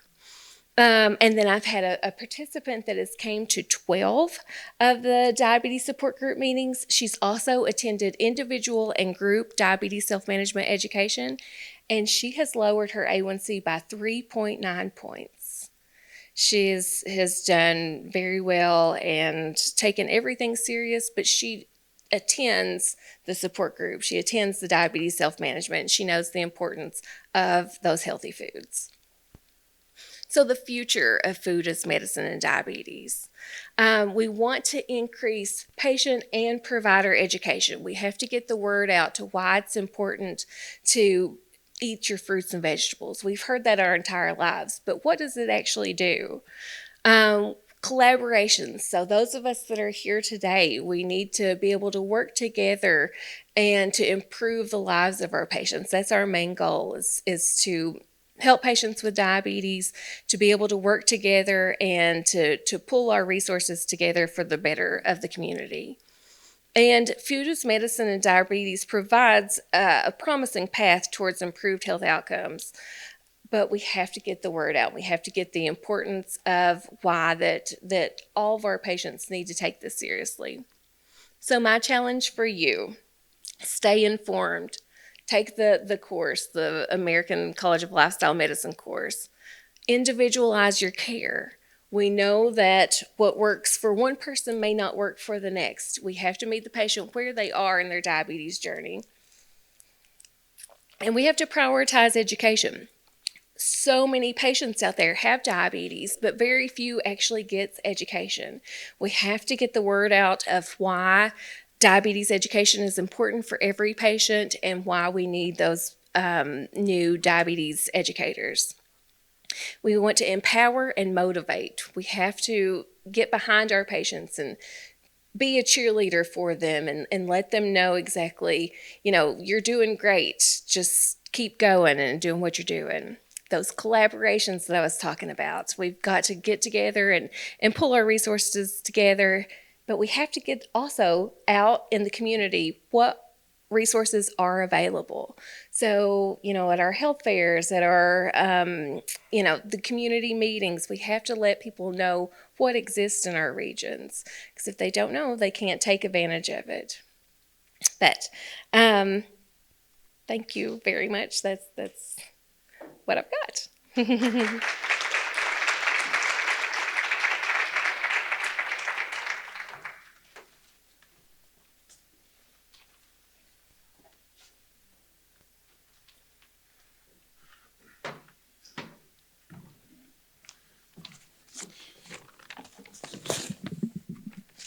Tell you what. We'll just do this, and I won't mess that up for our next speakers.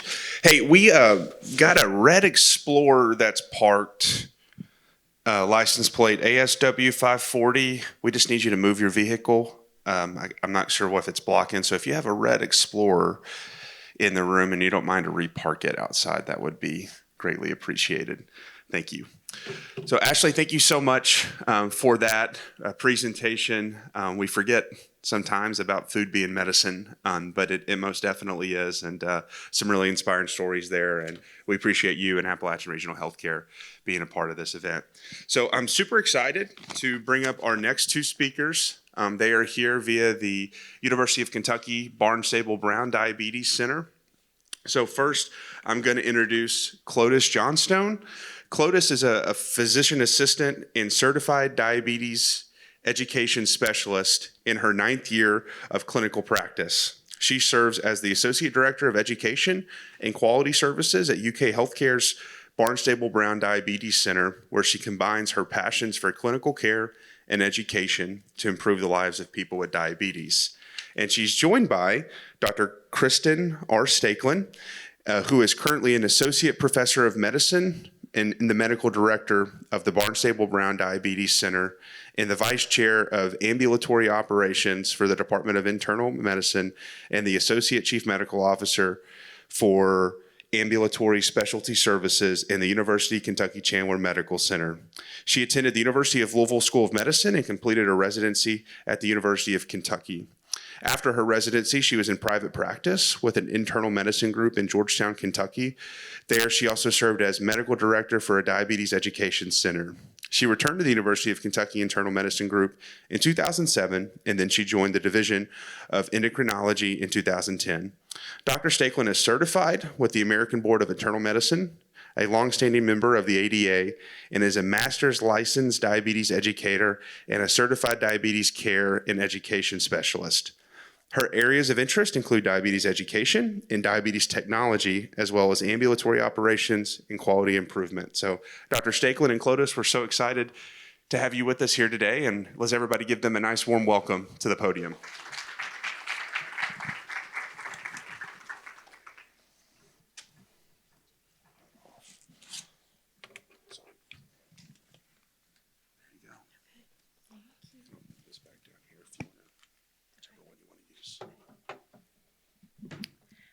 everyone. So just so you know which one of us is which, I'm Dr. Stakelin and this is Clotis. So I'm going to go first. I think, is Dr. Stack still here? A lot of our talk is some of the same stuff that he had. I'll try to skim over that. Great minds think alike, I guess, on that. So let me get ahead here. So I'm going to start a little bit with the cost of diabetes, talking about our statistics. So I think a lot of people understand that having diabetes costs a lot, but when you really look at these numbers and the total cost of diabetes being $327 billion, and that it's been a huge increase over the past 5 years, a 26% increase, to me that is a staggering number. And when you're talking about under-resourced areas and under-resourced people, and you look at that, that's just amazing to me. When you break that down, most of that is a direct medical cost, $237 million for direct medical costs, but 90 billion is just reduced productivity. So you can't go to work, you can't provide for your family, you have a non-healing ulcer, you have retinopathy and you can't see, or you have to go to dialysis 3 times a week. And so now there's all this lost productivity as well.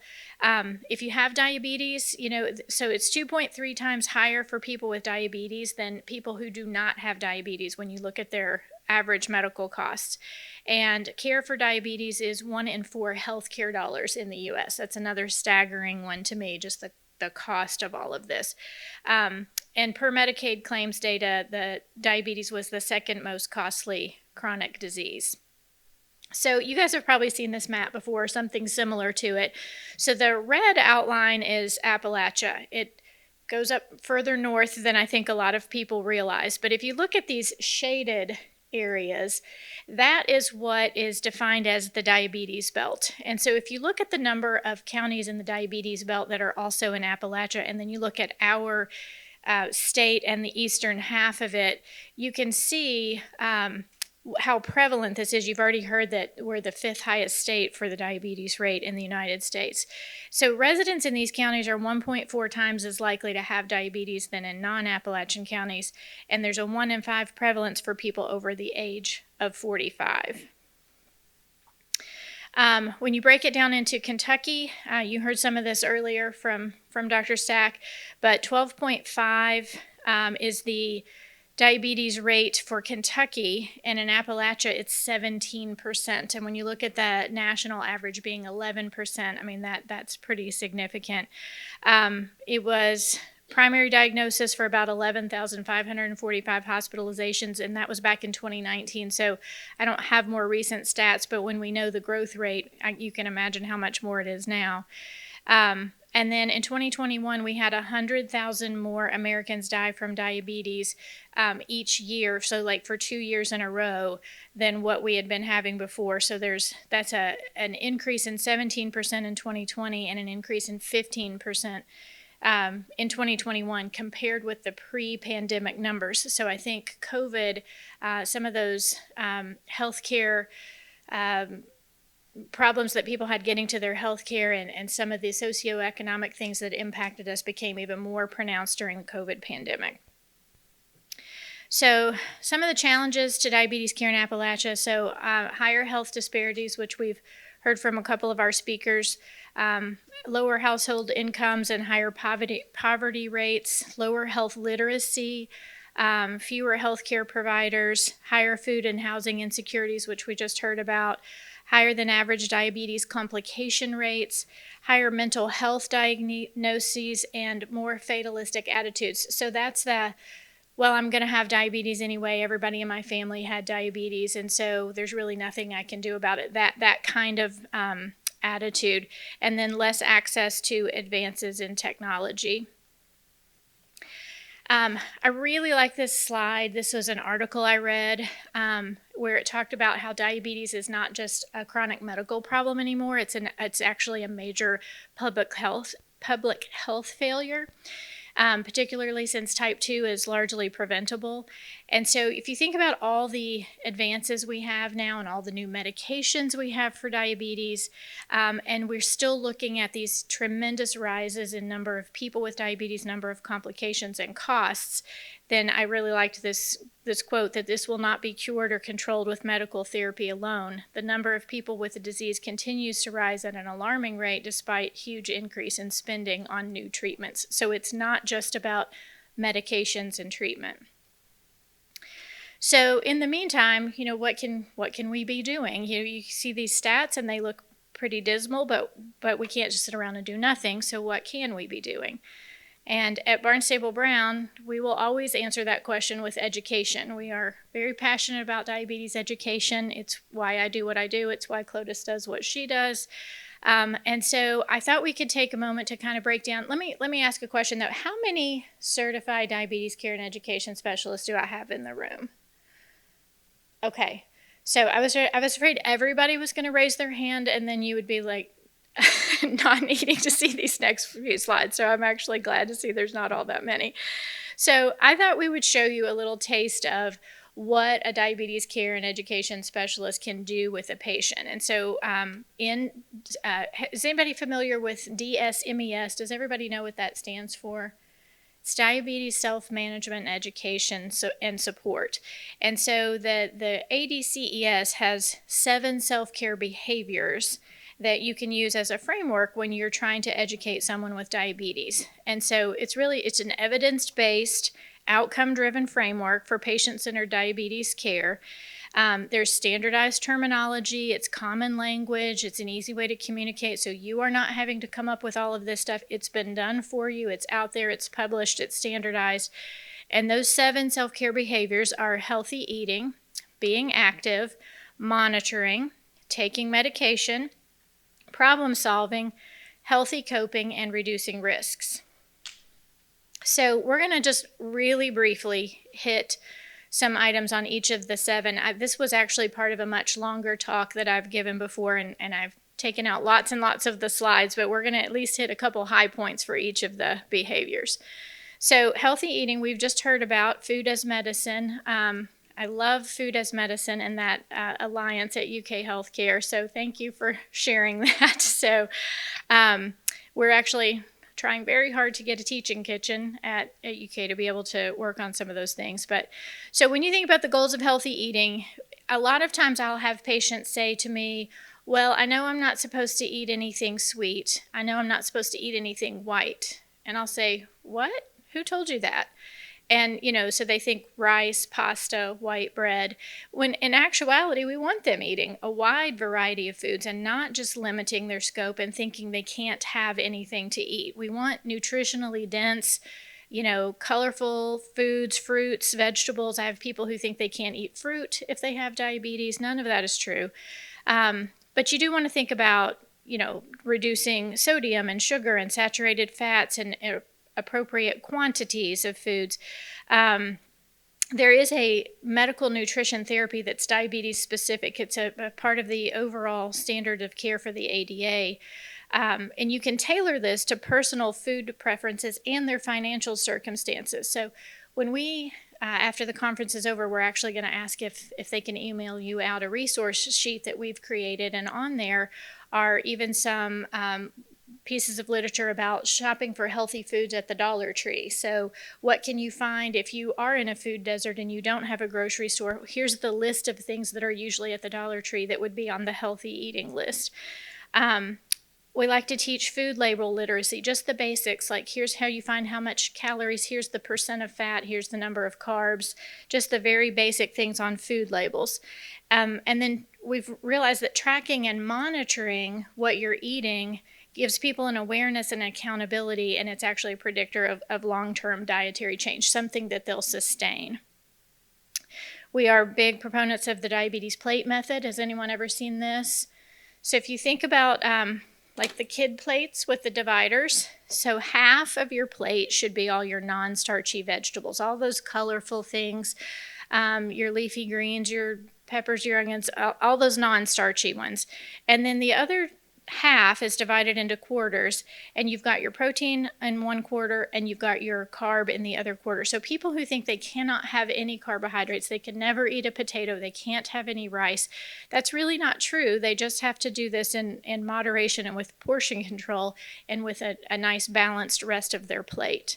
And you can, this is something else on our resources sheet, but you can Google this. There are diabetes plates for all different ethnicities. There's a Southern style diabetes plate. There's a Hispanic diabetes plate. You can find them for all different ethnicities as well. So another one, being active. So has anyone heard that sitting is the new smoking? Has anyone heard that phrase yet? So we are also sedentary now, in whether it's being at the computer, being in front of a screen all the time, or COVID happened and we didn't work anymore, so we stayed home. We're just less active in general than we used to be. And so I'll have patients tell me all the time, well, you know, I have arthritis in my knees, or I've had my hip replaced, or I have COPD, and so I can't get out there and exercise. And so I've learned that patients' connotation of what exercise is or what being active is like running a marathon or a 5K or something. And so I tell people all the time, I just want you to move more than you move now. That's what we're trying to accomplish here. And so you can just decrease the time that you spend sitting. You know, can be for all fitness levels. This doesn't just have to be for people who are already fit and can do those 5Ks. You do need to think about, does someone need medical clearance first, or any of those special circumstances, like if they have retinopathy, their blood pressure shouldn't go up really high with their activity. And if they have autonomic neuropathy, maybe they need to warm up and cool down more than the average person would. Or if they can't feel their feet, they need to be checking their feet before and after exercise. Maybe if they have a foot ulcer, they shouldn't be bearing weight on that ulcer right now. And people with vascular disease might have to limit the time or the intensity, but there is something that everyone can do. And then, of course, we want to talk about hypoglycemia with exercise with our patients. So for my patients that feel like they really can't do anything, I one day, just out of curiosity, sat down and Googled indoor walking and chair exercises, and literally got over 11 million hits.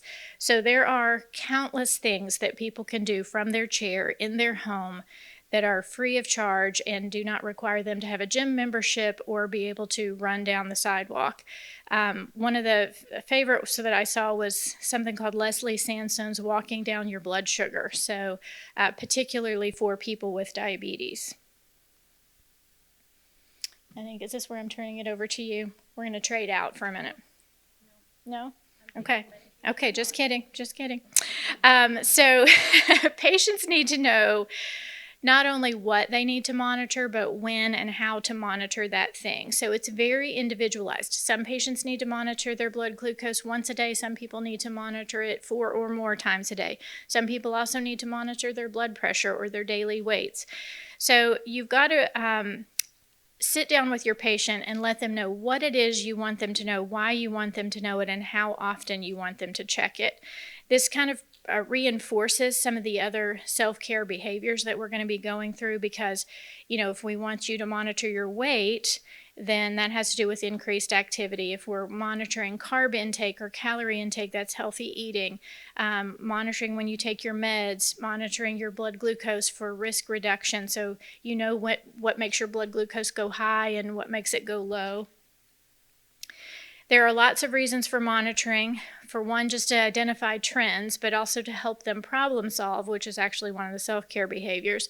Obviously for safety, because if they're having blood glucose readings or low or high blood pressure readings, you would want to know that. Obviously so they can share it with you as the provider. And I would encourage you, if you actually are a provider or an educator or someone who sees patients with diabetes, even a family member, if you've got someone who is willing to check their blood glucose readings, there is nothing more discouraging than for them to bring it into the office and it be brushed aside or put away or not reviewed. So, you know, kudos to them for doing it. So give them lots of encouragement and take the time to review it with them if they've taken the time to do it. But you can use those readings for goal setting, and it just reinforces positive behavior and cause and effect. So, hey, if you're not sure how a certain food what it's going to do to your blood glucose, then check before you eat that thing and check again an hour or two after and see the difference. So that cause and effect reinforcement is very helpful and a good reason for monitoring. Okay, now we're trading.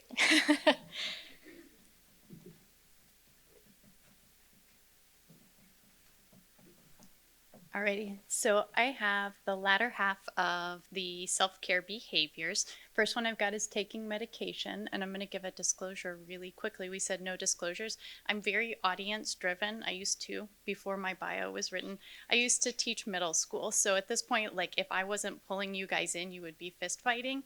So I'm going to start calling people out, and don't feel embarrassed. We're all here to help patients. So my first self-care behavior that I'm talking about is taking medication. So there's a lot of barriers to patients taking their medications from diabetes. One of them is cost. So copays are high, deductibles are high. Sometimes people just lack insurance. There's coverage gaps. Formularies are constantly changing. So while you might have written your patient the correct script a month ago, maybe their insurance renegotiated with the pharmacies and now it's no longer covered. Patients are often rationing meds, so you'll hear people say patients are not compliant with medication. It's not a great term because sometimes they would be compliant if they actually could get the medications they needed. So it's really important to ask non-judgmental questions regarding medication adherence. Are you taking your medication? Is there any reason you can't take your medication is a great way to phrase it, because there's often a lot of reasons people can't take their medication. Maybe it's actually making them physically ill and you just haven't gotten to that. Local health departments have resources. We have some resources in our guidebook, but I think kind of talking with your patient and finding out, are they taking their medication? Often for patients, particularly with type 2 diabetes, we're recommending 3 and 4 medications before we start on insulin. That's what the ADA standards of care have us doing. And some of those medications are incredibly expensive. There's other barriers to adherence, mental health, side effects. Maybe patients aren't seeing a difference in their glucose. Work schedules may be changing. I think that complex dosing can often keep people from doing it.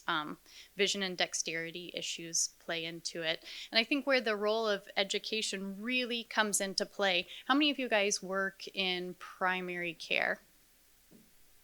I see one hand. How many people are a provider themselves in primary care? Okay. How long is your normal appointment? Oh, I saw 2. How long is your normal appointment for a follow-up? 15 minutes. 15 minutes. What about you? 15? Are they double booked? Ever? You do wound care, so thank goodness. What about you? Are they ever double booked? Sometimes.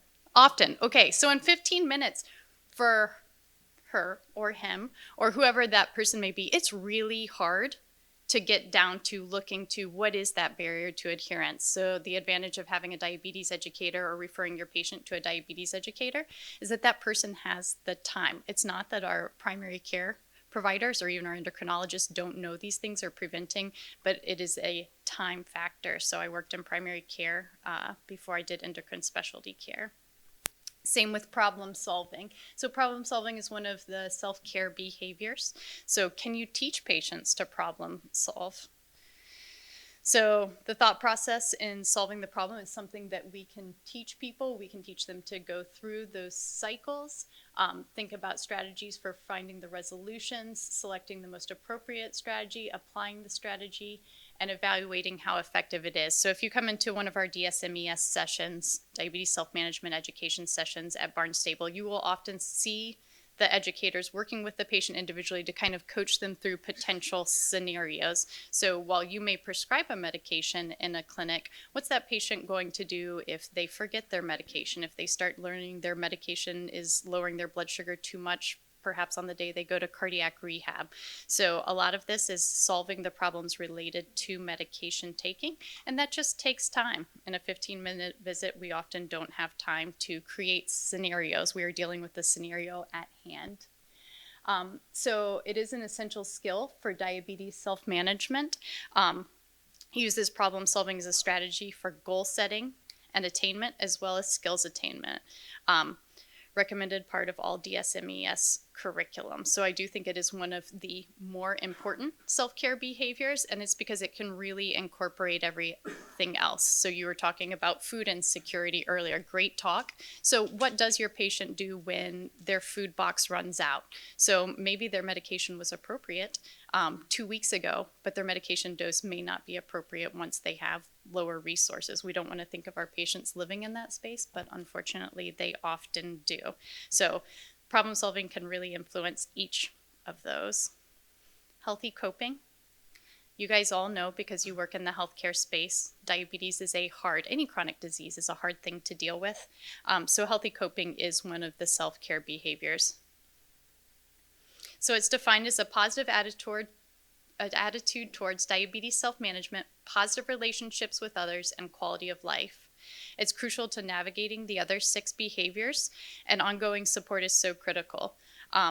Diabetes education actually changed its name and went from self-management education to self-management education and support for that reason. So I loved hearing about the support groups we have in our ARH groups. I actually talked to somebody from Pikeville earlier, and they were talking about their support group. So it's so important that we are giving patients the resources to cope, and their families, with this chronic disease. In Appalachia in particular, and with people with diabetes, there's high levels of anxiety and depression and other comorbid health conditions. People can also feel feelings of fatalism or helplessness. It is a chronic disease. We tell our patients it is often not going to go away. That's one of the biggest things people ask me when I see people for consults in the hospital that learn they have diabetes when they're shipped to the big UK. Is this going to go away? Can we fix it? Can we put it in remission? Perhaps with some dietary changes, but I say, no, it's not going away. It's something that we're going to learn to live around.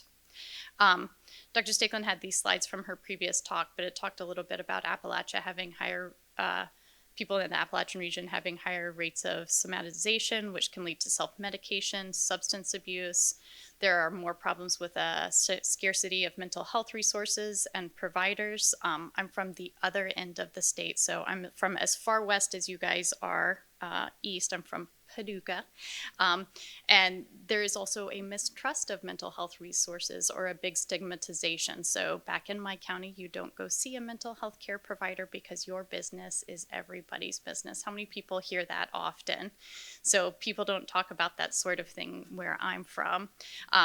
There's also mistrust of outsiders due to years of isolation. Same stereotypes from my part of the state. I was once told when I came up to Lexington that I had that Midwestern mistrust of people. So apparently the ends of the state were kind of extreme. Providers often also experience negative emotions, fatigue, frustrations, and often feel overwhelmed by their patients' fatalistic attitudes regarding diabetes. We talked a little bit, about resources. I see some people taking notes. ACDES is the organization associated with diabetes educators. On our resource list, there is a link to a tip sheet for all of these 7 healthcare behaviors. These are fantastic. I don't know how many of you guys have people in your healthcare organization that say we have no budget.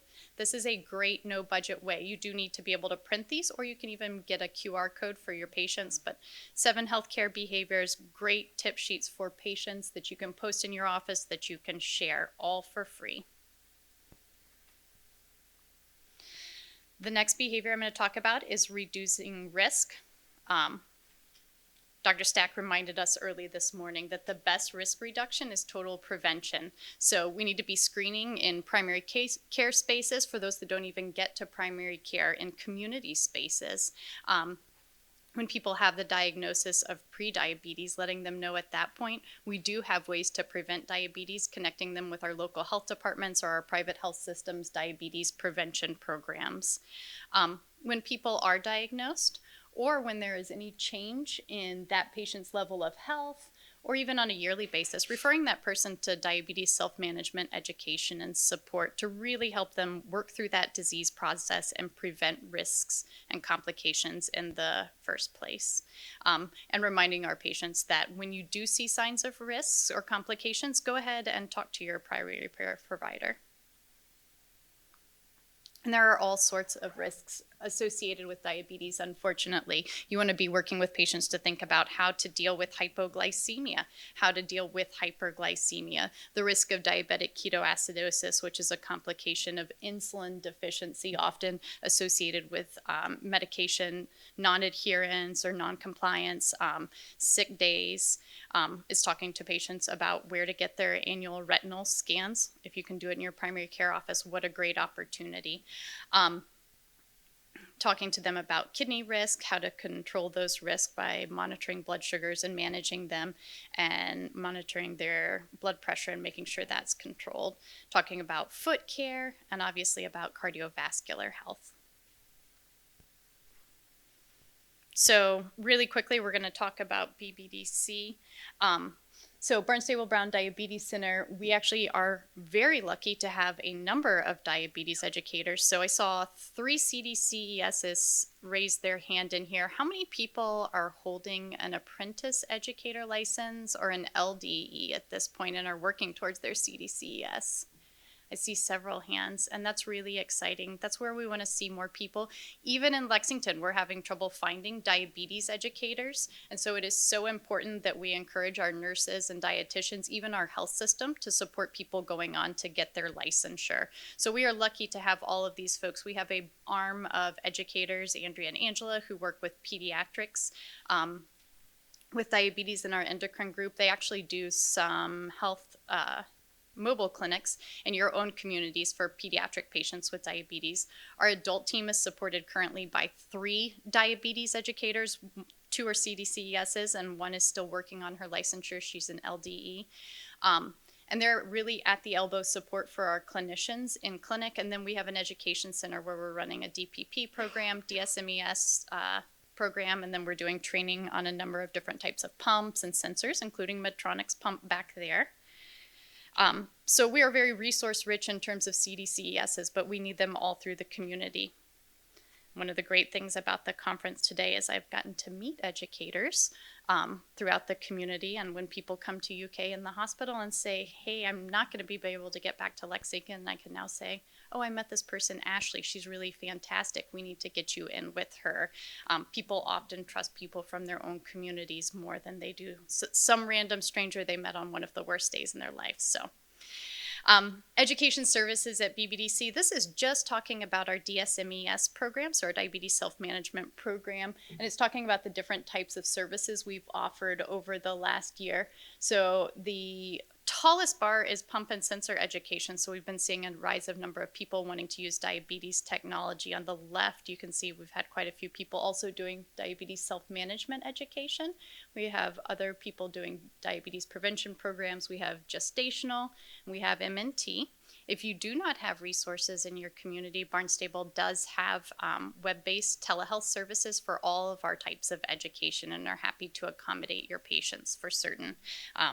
And we have a physician liaison from UK who can help you set up referrals to our center if that's something that you want. So I think Dr. Stack and a couple of other people have talked about A1C lowering. So the average pre-program A1C for people in our DSMES program last year was 8.67, and the post-program A1C was 7.56. I think what's really cool about diabetes self-management education is there's no negative side effects like there are with medication. It is often a 1 or 2 time cost when you get people in there, whereas a medication you may have to continue forever. So a really great service we can offer our patients. So our final slides, I think Dr. Stakelin and I were going to take on together, but it's education, where to find it, how to get it. There's a lot of resources in the back of the room about things throughout the state. Obviously, we're interested in you guys also coming to UK if that's what your patients want. But we are really encouraging people to train. I was just going to jump in and say, I used to be on the Kentucky Board of Licensed Diabetes Educators. I served a 3-year term, and when I was there were only 120 diabetes educators in our state, so that's literally one per county. But when you looked at who those people were, a lot of them were not practicing as diabetes educators. So like Kroger at one point sponsored any of their pharmacists that wanted to be certified. So those people are obviously not practicing diabetes education. So when you look at the number, it's actually way fewer than one educator per county. And for a state that's the 5th highest in diabetes incidence, I mean, that's really alarming. So, I mean, truly, when we say wanted diabetes educators, like this is key. We really want to be encouraging people to become an educator. And so I interrupted Clotis about what the process is, but I mean, that's another staggering statistic to me is how few we have in the state. So as Dr. Stack said this morning, in our state, we do have the requirement that to call yourself a diabetes educator, you need to be either an apprentice educator, which means you're just getting started, an LDE, or an MLDE once you have your CDCES. But at the national level, there's kind of 2 ways to go about getting diabetes education certification. So there's the CDCES route. And so essentially you have a primary licensure, and then you're accumulating 1,000 hours of diabetes care and education with patients. You grab 15 hours of CE that are applicable to diabetes. If you have a primary licensure, you're probably getting those 15 hours somehow anyways, so double up if you can. And then there is a CDCES exam that's offered, and there's a link on becoming certified. You can also get a BCADM, Board Certified Advanced Diabetes Management credential, in addition to your primary licensure. And so there's information about how to go that route. So again, you need a primary licensure, and then you get credentialing with hours and an exam. And we'll have this on the resource sheet that we send out. So. Additional great resources. So even if you're not going to pursue a licensure, but you'd like these things to be incorporated into your office, there through ADCES, there are great courses on the 7 self-care behaviors. Those do cost something, but as I said, there's some really great tip sheets on them for free. Core Concepts course is a great course by ACDES if you're studying for your licensure exam. And there I spoke a little bit to Indiana and Kentucky requiring licensure for an apprentice. Plugging other resources, and we talked a lot about DSMES. If you're somebody, we talked to someone in the audience earlier who is just starting at a health department. If you're interested in offering DPP, the State Department of Public Health will often voucher your lifestyle coach training when they have that available. So that's a great resource to look into as well.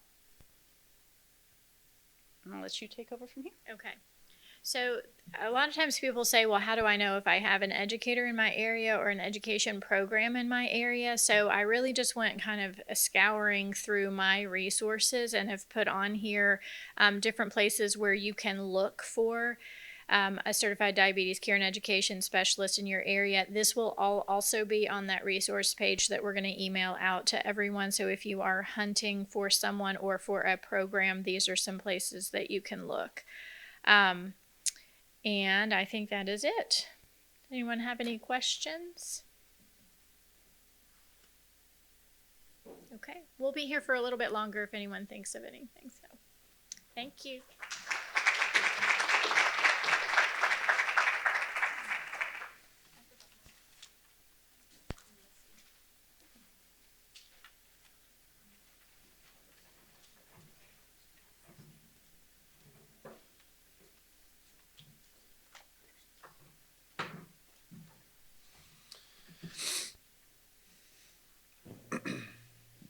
Well, thank you, Dr. Stakelin, and thank you, Clotis, so much for being here and for the great presentation.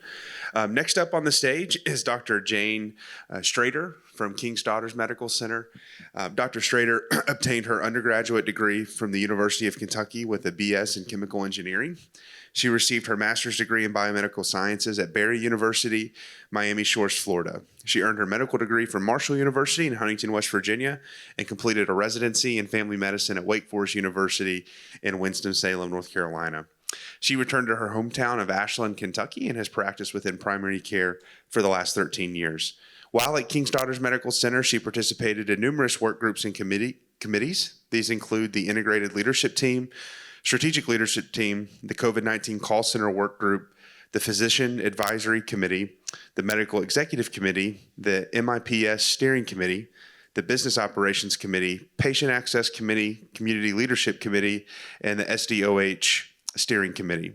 The EPIC Governance Committee, the Primary Care Services and Primary Care Council Work Groups, Colorectal Cancer Screening Work Group, the Health Maintenance and Population Health Committee, the Statin and Hypertension Quality Measure Work Group, and the Breast Cancer Screening Steering Committee. She was the co-director of medicine at KDMC from September of 2016 to 2022. She has served as senior medical director of primary care and preventative care services at KDMC since 2016. She was the medical director at Kingsbrook Skilled Nursing and Rehabilitation Facility from September of 2016 to September of 2023, and she is the current medical director of KDMC Home Health. She has associate professor status at the Pikeville College of Osteopathic Medicine and at the West Virginia School of Osteopathic Medicine.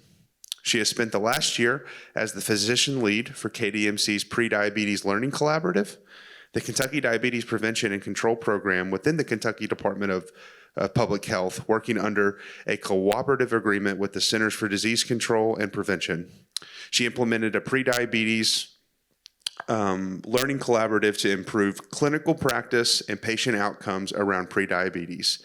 The PLC1 is a partnership between primary care practices and the National Diabetes Prevention Program providers, with technical assistance and support provided by the Kentucky Regional Extension Center, the Kentucky Health Information Exchange, and the KDPCP. KDMC has been awarded 2 prevention ponies for their efforts along the Diabetes Prevention Pioneer Award at last week's Kentucky REC, which is an annual conference in Lexington. So, Dr. Strader, welcome to the stage, and we're so excited to have you here with us this afternoon.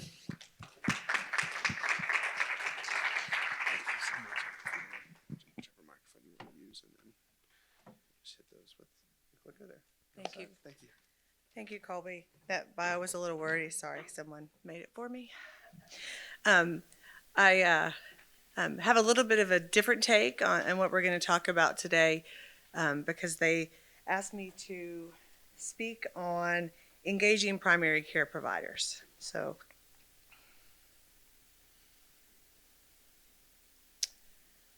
myself, I brought a couple of my teammates with me today, but we're from King's Daughters in Ashland. And as my bio specified, I was born and raised in Ashland. I'm from Eastern Kentucky. When I went off for education, the goal was always to be a doctor, be a primary care physician, and come back and educate my community. So my focus has been prevention, and in a lot of my work groups that I do, that's primary prevention and keeping our communities healthy has been kind of at the forefront of my medical career. Dr. Stack and Clotis both talked about how prevention is the key to winning this battle for diabetes, and I fully believe that. The collaborative that we were asked to join this year, that's been the focus. It's finding out our 1 in 3 adults that have prediabetes. We need to recognize it, we need to document it, and then we need to do something to prevent diabetes. I think that's how we win this battle. Dr. Stack mentioned that in one generation, 17 years, that we're doubling our diabetes rate, and that's just not acceptable. And I don't know that we're going to fix that. I think we need to look at the younger populations, and we need to educate. And I feel like that's all I do in my clinic. I talk and I educate all day long, but I think that's what needs to happen. Metabolic syndrome, even before we have the breakdown of prediabetes into if you're less than 5.7, you don't have diabetes, 5.7 to 6.4. Prediabetes, 5.6 and above is diabetes. For 13 years in my clinic, I have assessed every patient for metabolic syndrome. And what that is there's 5 risk factors. If you have 3 of the 5, you have a very increased risk of developing diabetes. So I've looked at, BMI, truncal obesity, high blood pressure, a fasting sugar, what's your cholesterol? And for patients, these are all modifiable, meaning that they have the power to change and become non-diabetic if they're pre-diabetic, or to reverse diabetes. Yes, as Clotis mentioned, that's not the initial goal, but if we can improve and make someone that's diabetic pre-diabetes, then we are going to improve their health. And some of these statistics we've already talked about, the 1 in 3 Americans that have pre-diabetes. This bottom statistic for the collaborative that we worked on, I think is very telling, that patients that completed this education collaborative were 58% less likely to develop diabetes, and that was even better than those that were on metformin. And so that's the work that we were doing. So this just explains the collaborative a little bit on who we were working with. So the Kentucky Diabetes Prevention and Control Program with the Department of Public Health, working with the CDC and the Prediabetes Learning Collaborative. And then we had regular meetings so that we could get information from the KDPP, from the Kentucky REC, and then KHI. It was a 12-month process, and it allows different organizations to share data. We presented the storyboard once every quarter with our data changes. And so just small tests of change to reach self-identified objectives. And those are objectives that we came up with, and we said, hey, we think that we can meet this goal, let's see. And then we tested. So performance improvement process, technical support provided through all those organizations that helped us with this. Clinical system changes, including identifying patients with prediabetes, and that was our number one goal. We wanted to see which of our patients had prediabetes. We wanted to utilize appropriate screenings and easy screenings that I could share them with my colleagues. Employing outreach initiatives, increasing the number of referrals to our National Diabetes Prevention Program, and then looking at increasing our enrollment and attendance. So in this collaborative, we quickly surpassed the goals that we set at the beginning of the project.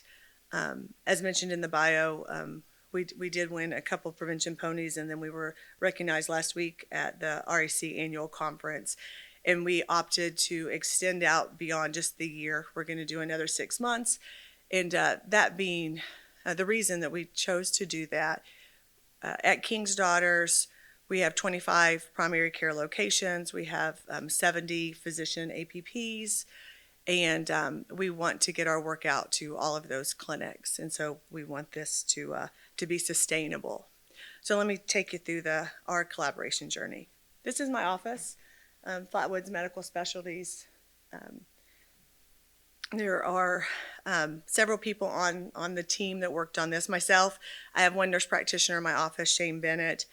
Kim Bass, I'm going to have you raise your hand, Kim. Kim is our certified diabetes educator.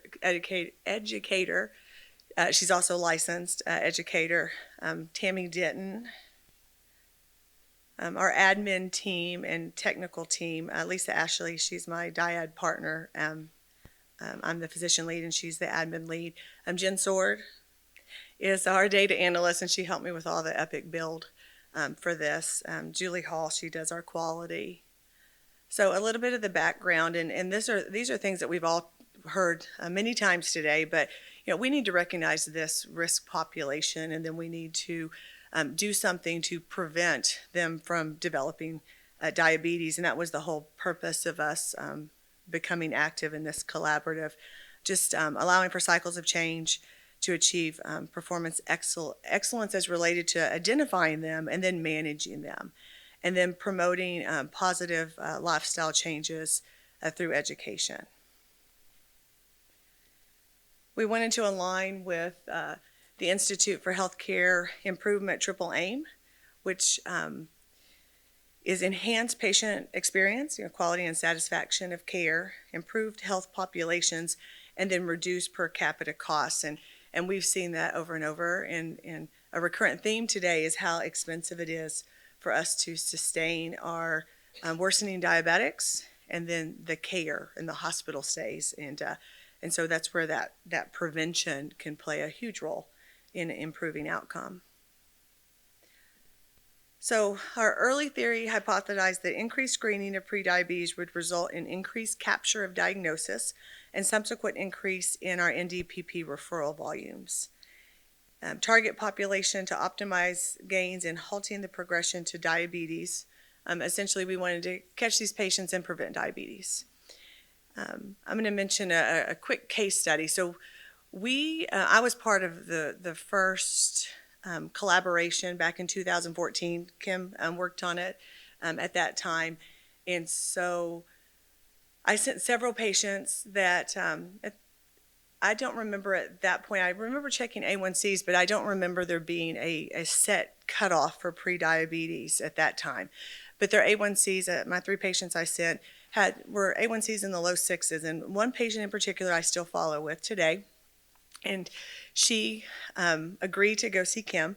They had a live weekly meeting for education for 16 weeks, and then it extended out to monthly. And they got a 3-ringed binder, one of the big white ones with all their educational information. And so she went. The goal at that time, and I still talk about these goals today, is a 5 to 7% weight reduction, and that 150 minutes or 30 minutes of cardiovascular exercise most days of the week. And so she said, I'm going to do this. She was in her 50s, a grandmother of 3 that she was raising. She wasn't exercising, she wasn't eating right, but she said, I can do this. I can lose 7% of my body weight. We gave her a goal.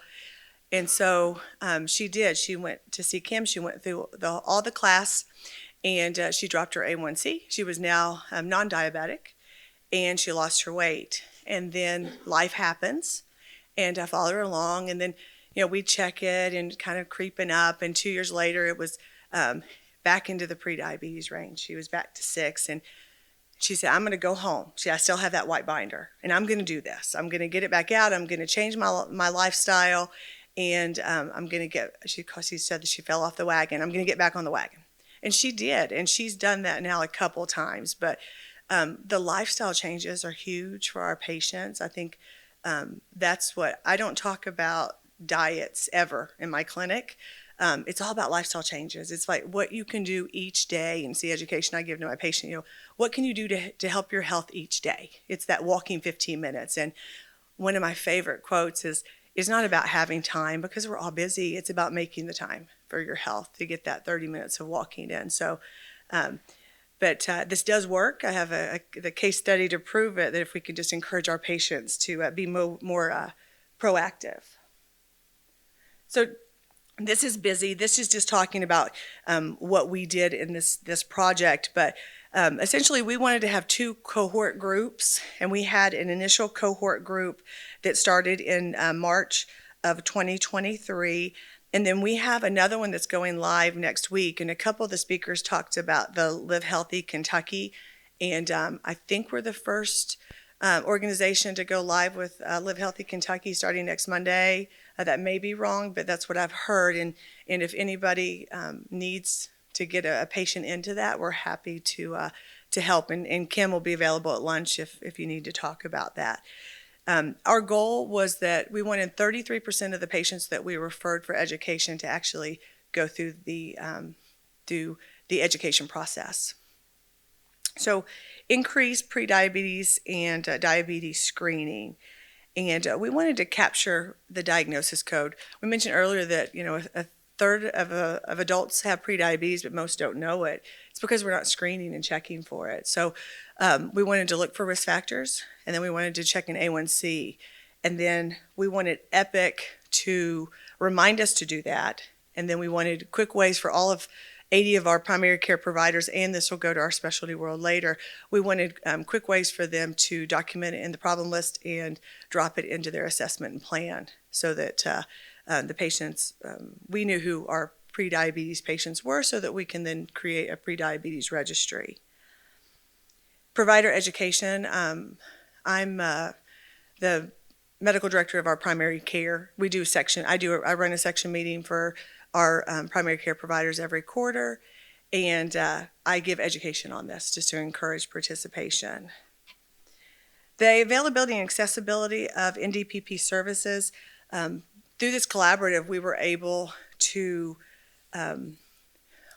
not only educate our patients within King's Daughters, but if we did not have a collaborative starting, then in the slides in a second, we'll talk about that we used Barnstable Brown and Pikeville, and we used their educators to educate our patients, because if I get somebody in the office and they're anxious to fix this, they want, what can we do? What can I do right now?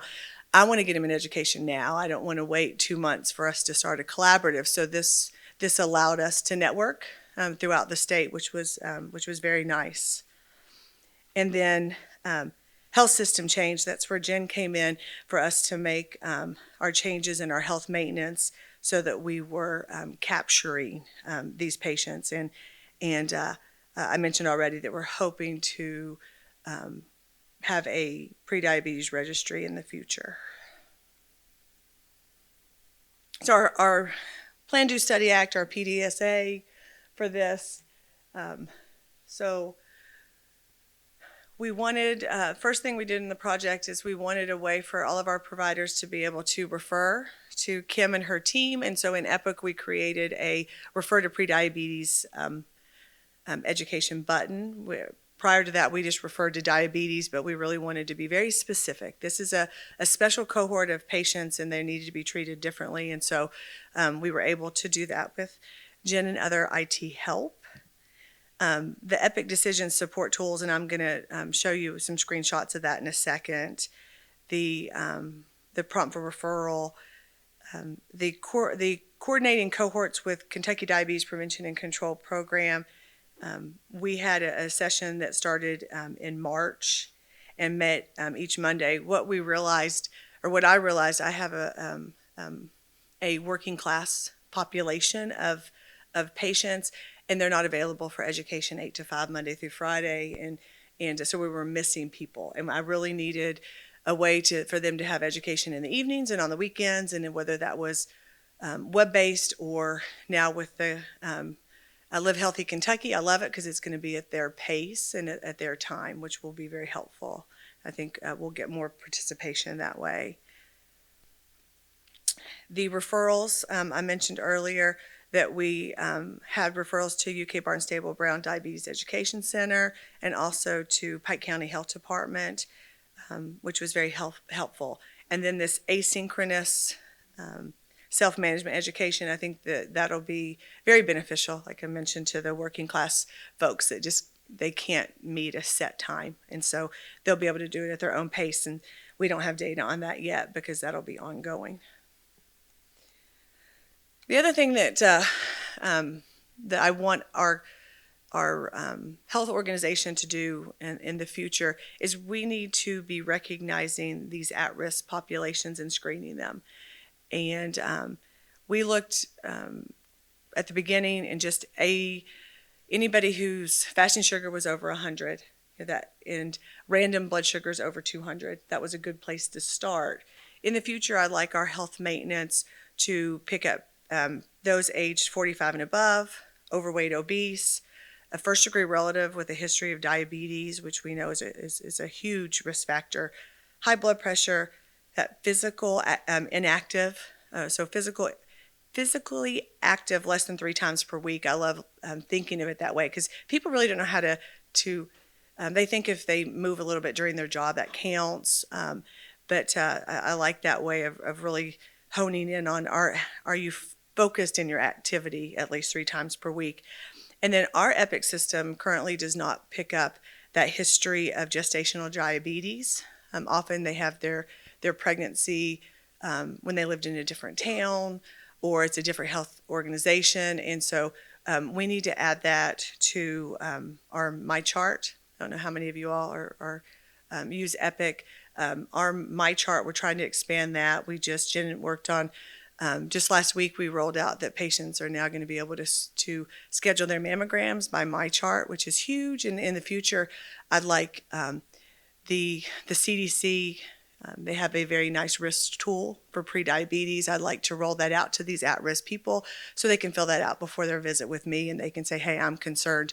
I might be prediabetic, and I can say, glad you recognize that. Let's check your A1C. And I think that'll be very helpful to use that.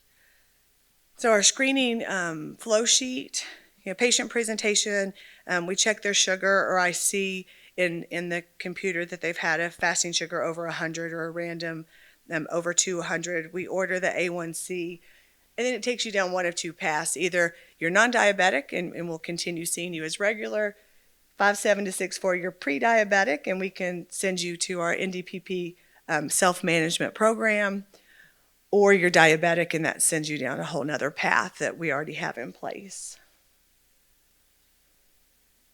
And so our PDSA cycles, the referral was a huge piece.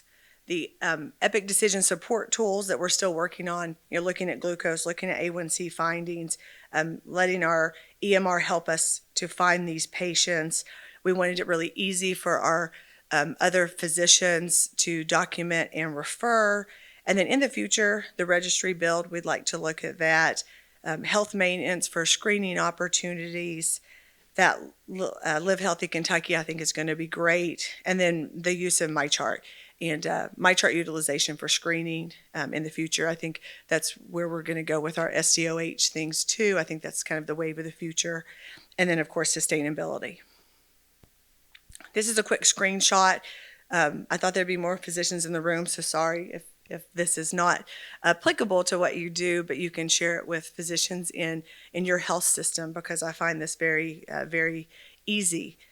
It'll flash, I'll get a message. If I have a patient, this patient, they flagged because they had a random sugar of 206. And so a random sugar of 206 in some definitions is diabetes. We know that's not always true. We need an A1C. And as you can see quickly, there's never been one done. So it will allow me quickly to order an A1C, a point of care if they're in the clinic. And then I wanted to have the diagnosis codes, because if providers don't have to look that up, they may be more apt to order an A1C. And then this is the box. It'll tell me this patient, it flagged, this is our BPA for the A1C of 6. So any A1C in the system that's 5'7" to 6'4", and that patient does not have a diagnosis of prediabetes in the system, it will flag to tell me, hey, the A1C is 6. Do you want to refer to diabetes education? Do you want to add this on your problem list for the patient, and do you want to add it into your visit diagnosis so that we can capture that? So this is a BPA that we created as part of the project. And this is just showing our diagnosis capture from February to August of this year, and you see a steady rise. I will say, I have Shane and I, my nurse practitioner, and I both have young kids, so we vacation in the summer, and so there was a little bit of a lag period during the summer, but that's expected. But then we rebounded nicely in August. And then our data, the number of referrals from January to present, or through August, for NDPP was 83. Our internal providers provided 47 of those. We did get 36 from external sources. You can self-refer, and then we have done, Kim's done a great job of getting out with our team members. We have over 5,000 team members at King's Daughters. So she'll go to health fairs. I've spoken with our primary care physicians, and so they can refer. we have sent to community partners. And then our number of our patient population of focus that were diagnosed with prediabetes and referred, they agreed to go for the referral. 40 patients of those were referred, and 13 have actually gone through the education. And so a little less than our goal. We're 8 have, but our goal is 13. I think that will improve with the Live Healthy Kentucky that's starting next week. And this is referral growth.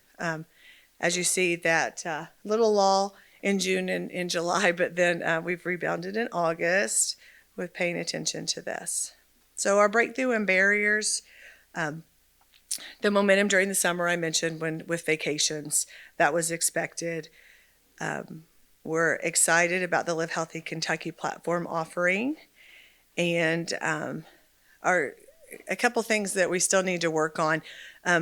One is when we receive results, I'll order labs during my office visit. I may result those at night, or when a patient's not in front of me, it does not trigger the BPA. And so we've got to figure out what to do with those results when it's not a face-to-face encounter. The other, we did not set Epic to flag every time a sugar was over 100, because we don't have a good way in Epic to tag which are fasting sugars and which are not. And my colleagues would be very unhappy with me if they got a BPA for every fasting sugar over, or every sugar over 100, especially if it's in the afternoon and they just ate. And so we're still working on that. I mentioned already this external historical documentation of gestational diabetes. Those patients are at super high risk, and we're not capturing them right now unless you just ask the patient. And then the leverage with my chart, I think, is going to be huge. Spread is happening. We've already reached into South Point, which is in Southern Ohio. We spread to Southern Ohio and Eastern Kentucky with King's Daughters. And then the offices on either side of me, the BPA will spread to them soon, with the goal that soon all 25 of our locations, the BPA is going to trigger for them. I'd like this to be a system-wide goal for King's Daughters, for us to recognize prediabetes and do a better job with this patient population. And then, this is all prevention. I just wanted to mention quickly that at King's Daughters, we do not ignore our current diabetics and those that are not well controlled. And so we monitor the uncontrolled diabetics on multiple quality payment programs. And this started with when MIPS was introduced. We have a physician scorecard, which I'll show you in a second, that it lists, we track system-wide what percentage of our patients attributed to a provider within our King's Daughters network that have an A1C greater than 9, which is poor control. And Jen also has created within that same Epic scorecard that physicians can look at readily and every day. You can click on, so I can click on a button, and it will generate me a list of any of my patients who are outside of the 6-month range for A1Cs, or whose A1C is greater than 9. And this is what our scorecard looks like. So these are even our specialty, our orthopedics, our surgeons, everybody has the same quality scorecard. We're very physician-led at King's Daughters, and I've been on the teams that have chosen which quality metrics go on the scorecard. We have a 5% holdback of salaries, and then you can make that back double if we perform on certain quality metrics, and diabetes is on there. So Jen just clipped quickly. So hemoglobin A1C poor control, so those patients that are greater than 9%, and this is an inverse measure. So break even is 35%, and that's something that we set as a break even, looking at prior years, how we've done. Top box 1, which is you make your 5% plus 50, is 26%, and then top box 2, you kind of double your money. And I'm happy to say that in September, for our A1C goal anyway, that everybody was doubling our money on hemoglobin A1C, because we spend a lot of time talking to our providers about getting those patients back into the clinic every month if their A1C is over 9, and really actively engaging our patients in their diabetes care. All right. Thank you guys for having us today.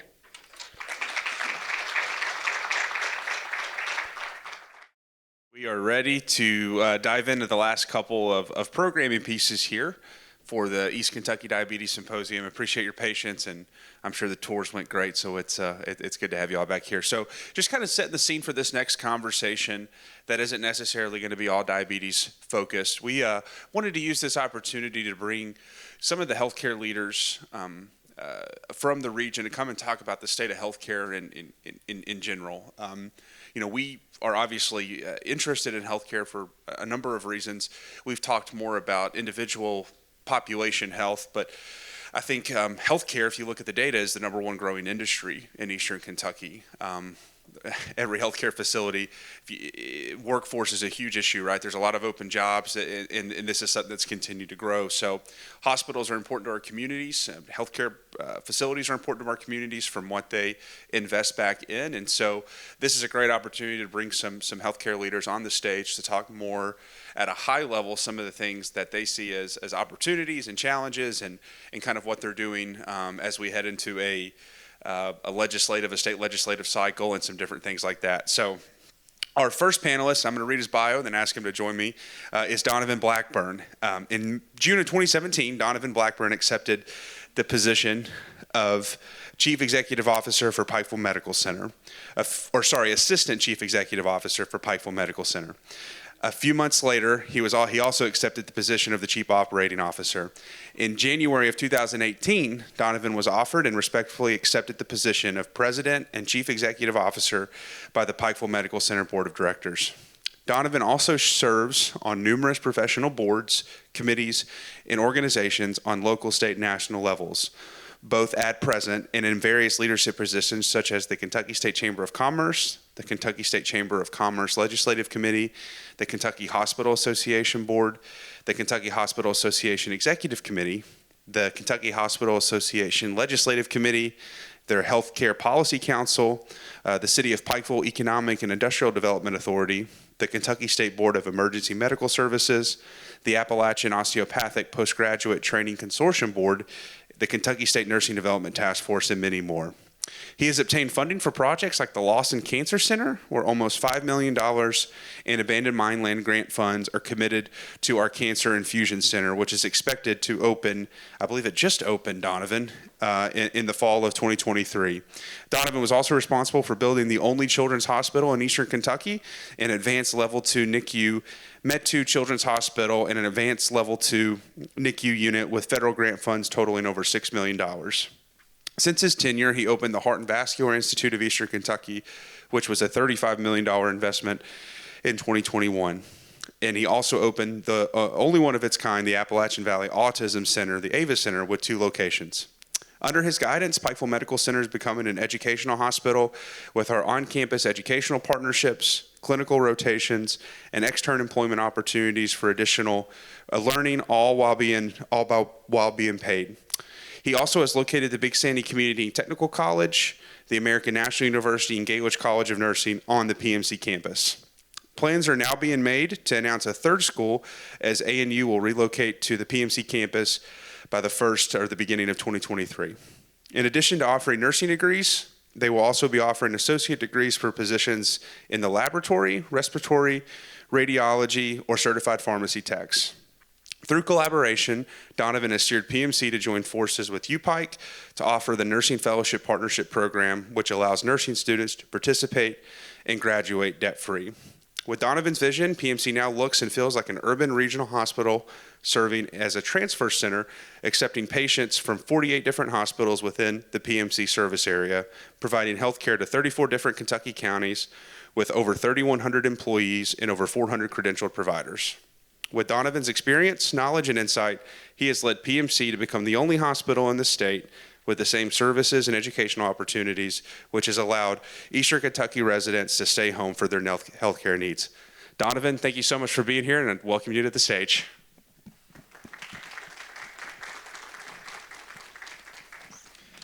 Next up, we have Brian Springate, who is the Community CEO at Hazard ARH. Brian is the CEO of ARH Hazard Regional Medical Center, where he started in his position in October of 2022. He brings with him nearly 20 years of hospital executive leadership experience in the for-profit healthcare sector, holding the positions of CEO, COO, and CNO. He has a strong background in registered nursing, specializing in critical care and emergency services. Brian is also a certified professional in patient safety. Throughout his career, he has worked for healthcare organizations such as Scion Health, LifePoint Health, HCA, and the United States Air Force Medical Services, providing clinical business operations support. Although having worked in multiple states, Brian is a Kentuckian who has returned home, and his wife, Melissa, of 32 years. They have 3 children and 9 grandchildren, all who live close here in Kentucky. So Brian, please come to the stage, and thank you so much for being here. And then I'm going to welcome back Barry Martin, who you all know very intimately at this point. So Barry, I'm going to just introduce you as Barry. So appreciate all of you all, being up here today, and looking forward to a good conversation. I think I'll kind of kick us off, and you guys just hop in. You'll all have a mic. Just give some insight into kind of what you're thinking or your opinions on the state of healthcare in Eastern Kentucky. And inside of that, obviously, workforce is something that's at the top of mind. I'm interested in how you're looking at reimbursement rates and some of those things that at an executive level, and then just general trends for rural hospitals and facilities to begin with. So, Barry, I don't know if you want to start. Donovan, is your microphone? I think I got it. Okay, all right, just making sure. But yeah, just general thoughts on the state of healthcare in Eastern Kentucky, and whoever wants to hop in first. I'll defer to the hospital CEOs first. So state of healthcare in rural America is not any different than it is state of healthcare in Kentucky. It's state of healthcare is improving in regards to access to employees, access to care. I think we had the lull through the COVID era where we had challenges with employment, with getting people, with keeping people. That has improved. Are we over that hump? No, not by any means. We still have a large struggle in getting employees in and keeping the employees that we have. However, it has improved greatly just over the last 12 months. As far as reimbursements and things, that's an issue both on the national and the state level. State level, we have the HRIP, which we have as a sub-support mechanism today. But that's something that's on the table and voted on annually. So we have to really push for that, as well as CON protection, which is something we've battled for years, and we will continue to battle and hopefully win. I'm just going to echo what Brian just said. We had kind of the conversation before we come up here discussing some of these same matters. And I can't remember the word you used a moment ago when we described weird. Weird. Yeah, weird. State of healthcare is kind of weird. And what I mean by that is that when you look at pre-COVID, from our perspective, we were kind of finding our niche, making smart investments. Payer mix within the region, especially in the rural areas, is always going to be a struggle because of the nature of the beast and where we serve, who we serve, and what type of facilities we tend to have. So that's going to be an interesting issue to deal with going forward. But HRIP, and I certainly give this administration great credit, because when you look across the nation, hospitals in Tennessee, for example, 40% are at risk. If you looked at the number of hospitals that would be at risk in Kentucky without HRIP, it'd be a number that I would be afraid to mention right now, including those of us that are up here. And the reason why that's important is because after coming out of COVID, and why that Brian's saying that it's stable, is that hospitals, as you mentioned, and that's what you get when you let PR and marketing write your bio, by the way, is all those nice things that they say about you. But in dealing with the different organizations, what we find is that everybody has the same concerns and the same problems. And whether it's cutting back on services during COVID, whether it's dealing with the workforce development issue, whether it's dealing with CON issue, which we're going to spend an absorbent amount of time probably through this next session, trying to protect rural hospitals, and that's where the distinction is. So when you look at the state, with HRIP, especially in Kentucky, it's allowed us to continue to prop our services up, continue to even expand in some cases, leveraging some of the federal and state support programs for investment. We've gotten a lot of grants that we're able to make these investments in. But without HRIP, I think it would be a totally different story in Kentucky. Could you, Donovan or Brian, they were talking about HRIP to me earlier, and I thought I was looking at my heart like something was wrong with it. Can you just define kind of a little bit of what that is and kind of why it matters to people in Eastern Kentucky, for example?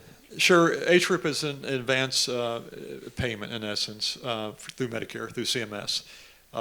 Both the current administration and the legislators worked very hard to make that happen, but it started based upon an increased rate for your inpatient services, and then it grew to outpatient services as well. And it's also tied to quality matrix, which is going to be a big piece of this going forward. So what the federal government said is that looking at Kentucky at your quality matrix and the type of patients that you have, again, when you look at both PMC and ARH, our payer mix, we run almost equal, about 77% Medicaid, Medicare. So looking at your payer mix, the reimbursement, being in a rural community, also tying something to quality is important to improve the overall quality that the patients receive. So what we've seen since that time is that the matrix that they have put in, Kentucky has really excelled in and will continue to do so. So as we go forward, assuming those rates continue, we'll see more and more of the reimbursement tied to quality. So we lose money by not meeting certain criteria or meeting certain quality matrix. That level or amount will continue to grow next year and then the year after that. And ultimately this is important too, because with these rates in place, you guys are able to maintain service lines, definitely not close, but maintain, potentially expand, which means you're able to hire more, keep more staff, which is more people on the payroll, more people in communities. There's a lot of ripple effects that come with how you guys are able to keep things running. Yeah, and HRIP is Hospital Rate Improvement Plan or Improvement Project, depends on which way you looked at it. But the HRIP dollars are federal dollars actually that are allocated by the state.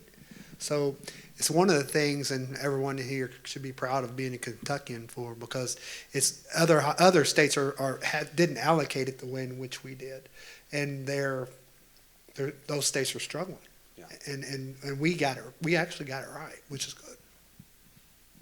Barry, I know you deferred to your hospital partners, but how about you answer? You've been involved with the Primary Care Association. You've got your finger on the pulse of, from the aspect of primary care providers. Talk a little bit, build off what they said, kind of where you guys fit into that ecosystem, and would you still use the same word as weird to describe the state of primary care facilities? Yeah, I guess weird in the sense that, cost has increased dramatically with COVID, from the end to the beginning to the end of COVID. And for rural health clinics, FQHCs, I can only speak for rural health clinics from my standpoint, our reimbursements have not changed. They've only increased based on the Medicare Economic Index. So it's made us become more efficient and leaner from our standpoint. We're still having the same problems as the hospitals with employment, with adequate staffing.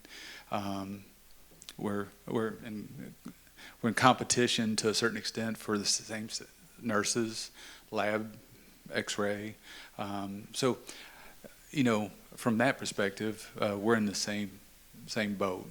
We're all vying for a fixed amount of employees, and we're trying to enhance that through education and recovery, second chance recovery with substance use disorder.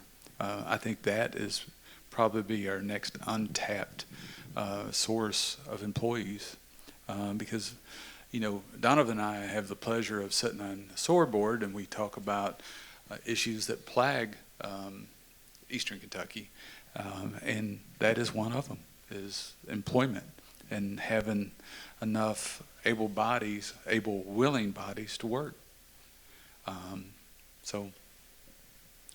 But I think we are working closer with Medicaid and the MCOs, the managed care organizations, to try to enhance quality, for us to look more at quality indicators. They're trying to reimburse us more for hitting those marks. So we're trying to become more partners in that, rather than being kind of dictated on what our quality measures are. So there is some hope. Kobe, let me, Barry said something important. And oftentimes with sessions like this, we kind of fly through answers because there's so much to healthcare and it's really kind of hard to understand. But there is a very important piece of that. I talk about payer mix. And when you're looking at the region that we serve, especially in rural parts of the nation, and then in our area, when you're looking at what the 77% mean, realizing that this is not a free market, right? That 77% of our payment is dictated, in essence, by the state and federal government. And why that's important is what Barry just said, is that when you look at the rate that healthcare providers, especially in rural parts of the state, and certainly in our case where you're looking at 77% of your payment being that way, that the inflation rate was much greater than what CMS is able to raise our reimbursement rate.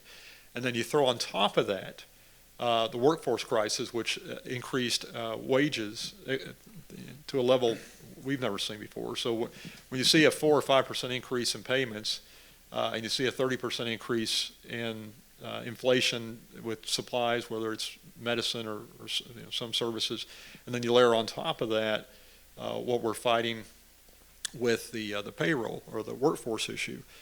Going into COVID, most rural hospitals are operating on a thin margin anyway. So this is what has made this weird, is that we're dealing with something that we've never dealt with before, and without the federal government stepping in, especially recognizing that quality is important, but also we're going to have to prop up some of these areas, because then you look at the part of the region that we serve, which is being highlighted here today, in that we serve the sickest of the sick within our service area. So we lead, unfortunately, the nation in pulmonary disease, heart disease, cancer rates, diabetes, all these different things with different comorbidities. And what's, I won't say aggravating, what's aggravating, I guess, to folks like us is that because of the comorbidities, you also get dinged if your readmission rate exceeds a certain rate. So you see patients coming back in because they can't help it.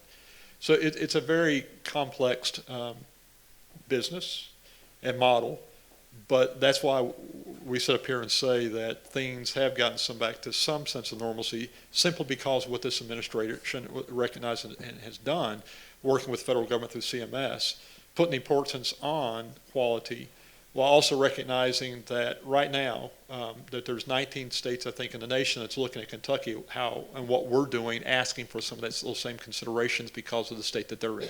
So we should not overlook how blessed right now is probably the best word to use that Kentucky is, even though it's a struggle. Whenever we talk about finance and hospitals, and I'm talking to a group, I always use this example because it kind of transcends. When you go into the ER with chest pain, or go to your doctor with chest pain, first thing you get is an EKG. Well, you give that to the doctor. There's a fair amount of risk that goes into reading that EKG. I mean, there's 12 different leads, and I have to determine if you're having any issue in all 12 of those leads, and it comes with a fair amount of risk involved. I mean, it's not a completely conclusive exam, but reading the exam comes with risk. So you're reading that exam, and if you're going to truthfully read an EKG, it takes a few minutes, and you go through the whole thing, and you accept that risk as a physician, and you determine whether this person at that picture in time is having an issue with their chest, and you go through all these things, and you spend this time doing that, and then you go on and do your thing. That EKG read paid $12. I mean, so it's not you went through all these things and accepted all this risk, and your payment for that was $12. Now, you have many other things in your day that you're doing, but the conception that hospitals and physicians are bringing these vast dollar amounts in and all these things they do, it's just not true. And so when you look at taking care of rural America and the 77% of Medicare and Medicaid that we're caring for, it becomes a challenge. I mean, it truthfully becomes a challenge on how do we navigate the fact of low reimbursements, low payments, and then combine that with, higher risk and having to pay nurses more, and the three of us having to fight over the nurses we do have. How do you get through that? And the answer is truthfully, Barry and I partner, and Barry and Donovan partner, and Donovan and I partner, and we all three partner, and we try to work through all these things together, because that's the only way you can do it today. Well, then you also, we can go back and forth, but I'll throw one last piece in, Colby, is, we're talking 77%, but you also have to look at the region that we serve. That doesn't count the amount of charitable work that each of us do. So you throw that into the mix also. So to your point, is there's a perception out there that hospitals are wealthy, and that's certainly not the case, especially the rural parts of the state. Well, we're going to go to workforce in a second, but Barry, I want to ask you a question because I think it's related. Can you, from like your standpoint of being in the primary care space, and I feel like primary care centers has had this facility with multiple service lines and kind of this all-in-one approach with extended hours. As we've looked across the region, it feels like there's been some other organizations that have started to kind of follow that model. So can you tell us a little bit about like what's going on? Is that some sort of reaction to a workforce? Is that you bring everything under in one roof? You're only having to hire a certain amount of. Is that more workforce driven? Is it what is kind of, I guess the your thinking behind this model and why more folks are going to it? Can you talk about like what's going on there? Well, I mean, I think the need in Hazard is the same need in Pikeville, same need in Lexington, same need all over, is that, you don't want to have transportation or the access as a necessity or a barrier. You want it to be easy access. So what we have tried to do is make it a one-stop shop to a certain extent, because, just like those of you that toured the diabetes center, getting a retinal scan on a diabetic patient, if the retinal scanner is not there, it's really hard to get a patient to go to an optometrist or an ophthalmologist. So I think the other organizations have seen that the barriers to access is broken down by trying to have as many services at one site as possible. And to a certain extent, we kind of feel like imitation is the best form of flattery. So yeah, I think that's why you're seeing more and more of it. Well, let's dig into the workforce piece a little bit, because we were fortunate to work with all three of your organizations on a recent grant proposal that really kind of dug into something called the prime age employment gap in Eastern Kentucky, which is the percentage of people that are 25 to 54 years old, so typically your prime working age years, that are outside of the workforce. Nationally, that number is about 80%.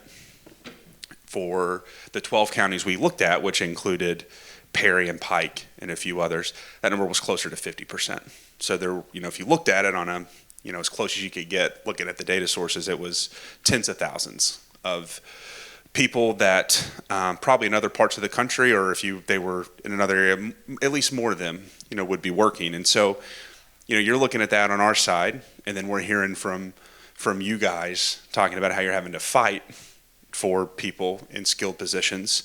So talk about that seeming like juxtaposition and what's going on there between, while we have folks on, what is keeping us from going out and shifting more of them into some of these roles, because, I'm not a healthcare executive, but I think, something like a CNA or a lab tech or a rad tech, those are great door opening positions into the role of health, even if it's not a nurse. Right. So I guess dig in a little bit there about why it seems like we have people, but why it's been hard to transition them into positions in healthcare, for example. That's probably an hour-long session, really, to get deep into that. But I'll start by saying this, is that you mentioned a key word, which is skilled. In that, in our case, it's really getting people into programs that are typically 18-month, 2-year programs to get them the education, the certification needed for them to grow. Part of the problem that you have, again, it's a countrywide problem, but more so in our regions, is that there isn't an abundance of allied health programs that already existed. So the infrastructure is not necessarily available in rural communities. Typically, you find these programs more in the more popular part of the state. We're starting to see that change. Obviously, through our initiatives with Project HEART, Healthcare Education Around Regional Training, it was about providing facilities, funding, opportunities, and then creating the pipeline to be able to address it. So I don't think, Colby, from our standpoint, it's not necessarily just the 10,000 people that aren't in the workforce. The problem is how do you provide the pathway to get them into accepting, because a lot of these programs have prerequisites that they're not going to qualify for. They have to have funding to be able to pay for it because they're so far removed out of school. They don't have Pell Grants. They don't have things to help provide the funding. And then you have to have the more technical type services to be able to provide those services. Now, KCTCS, with all the different locations, have become a partner. They're really starting to step up, as well as forming relationships, as you mentioned, with, from our standpoint, with nursing, University of Pikeville, with Galen in nursing, and then ANU has stepped up both in the technical piece. So, but also to get those schools certified, it's about a 2-year program for them to go in and ask to go through all the processes to be able to introduce those programs. So before, and again, all it's driven by a lot of it by COVID. You saw mass exiting of healthcare professionals and a lot of these different services. You saw more travelers, people going to different parts of the market, out migrating outside of rural areas. So there's a Band-Aid fix right now, but if you look at the statistics and look at where we're heading, that's where I'm probably the thing that keeps me up at night more than anything, is realizing the position we're in today and what the needs are going to be tomorrow, that I'm not so certain we're going to be able to meet those in the time frame that we need to. So we're finding ways to be innovative. So that's why you're seeing more AI type systems. I don't want to get into too much depth of the answers, but there's a lot of things that we're looking at using LPNs and versus RNs in some areas, medical assistants. So a lot is changing in healthcare right now, just simply because of the situation that we're in now. So it's not necessarily just about the 10,000, because I've heard that number several times, and it's not that we don't need to find an opportunity or pathway to get people to work. The problem is, if you look at our region, the question is, what type of work is there? And it's retail or it's trained services, and a lot of that trained services, the infrastructure is not simply there to be able to promote them unless they're coming straight out of high school. A long answer, and it probably could get deeper, but just to give you my overview. And even if you're looking at the trained services side of healthcare, let's say you want to be you want to come be a CNA. Used to, CNAs didn't make enough really to make a living. Today, that's just not true. They make enough where they can make a living, and you can get in there on the trained sector. And there's a few programs in the Lexington area. You can go and you can become a CNA in 2 weeks, and really for effectively a $0 amount, because we'll reimburse that if you really want to get technical. But honestly, you have to find out of that 10,000, which one are the intentionally unemployed, which one are the unemployed that want to come to work. That's one problem. And then the other problem is, you can come into the technical side of healthcare, but healthcare is not easy. Healthcare is not for everyone. So you can go be a CNA in a couple of weeks, and you come to work as a CNA, and that's work. It's not unlike going to work on the construction site or anything. It's work. Pulling up heavy patients, taking folks to the bathroom, doing a lot of heavy lifting. It's not for your, I'm 50, I can say this. It's not for your 50-year-old that really want to work hard. It's hard work. And so you have that sector that you have to pull out too. So it's some challenges. One to educate. It's another challenge to identify. Do they know what's out there? So you make sure they know what's out there, make sure they know what's available, help them get there to that select few that want to, and then you help them get the jobs at one of our places. And there's we all have them. I mean, whether it be me or Donovan or Barry or the countless other ones, they're out there, and we all need them today. Trust me, all of us. But identifying those, helping them get there, and then creating the programs that can add for that training it's important, and I think it's getting better, but it is still a challenge. Yeah, I think to add to this, KCTC's overall enrollment decreased during COVID, and it's gradually going back up. But in the same token, there's not as many people out there going to school and wanting to be trained and to be trained. And we want to blame everything on COVID, and a lot of it is true. But ever since COVID, we had a lot of long tenured people that got out of the industry. And there is not a pipeline of young, ambitious people that want to replace them. And I think before COVID hit, all of the social media, the remote working, things like that was creeping into a more lackadaisical work efforts. But COVID really crippled it. And I'm okay with saying that because, we witnessed it. Remote working is good, but it has hurt us tremendously. And so I really feel like that's part of the problem is, people just don't want to come back to work.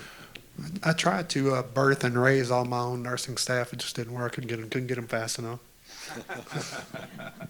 Yeah, nine grandkids. Yeah, 9 grandkids. All my kids are nurses. All their spouses are nurses, but that's only 6. So.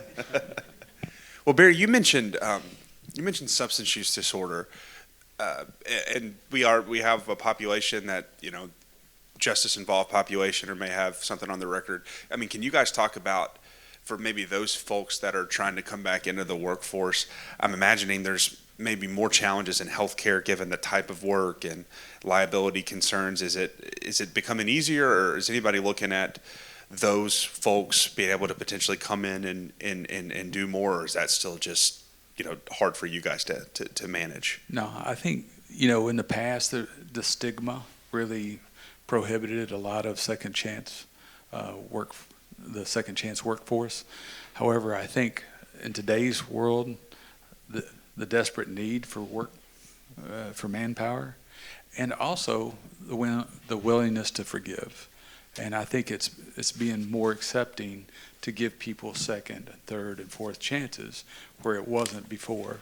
And even the Kentucky Chamber has got a training mechanism for employers that want to employ second chance employment. And so I think it's becoming more and more accepting. Well, yeah, that and we all, I'm going to bet every single one of us in here have been touched by substance abuse at one point or another. I mean, so we all have a relationship to it. So you're a little more easy to accept it because of that too.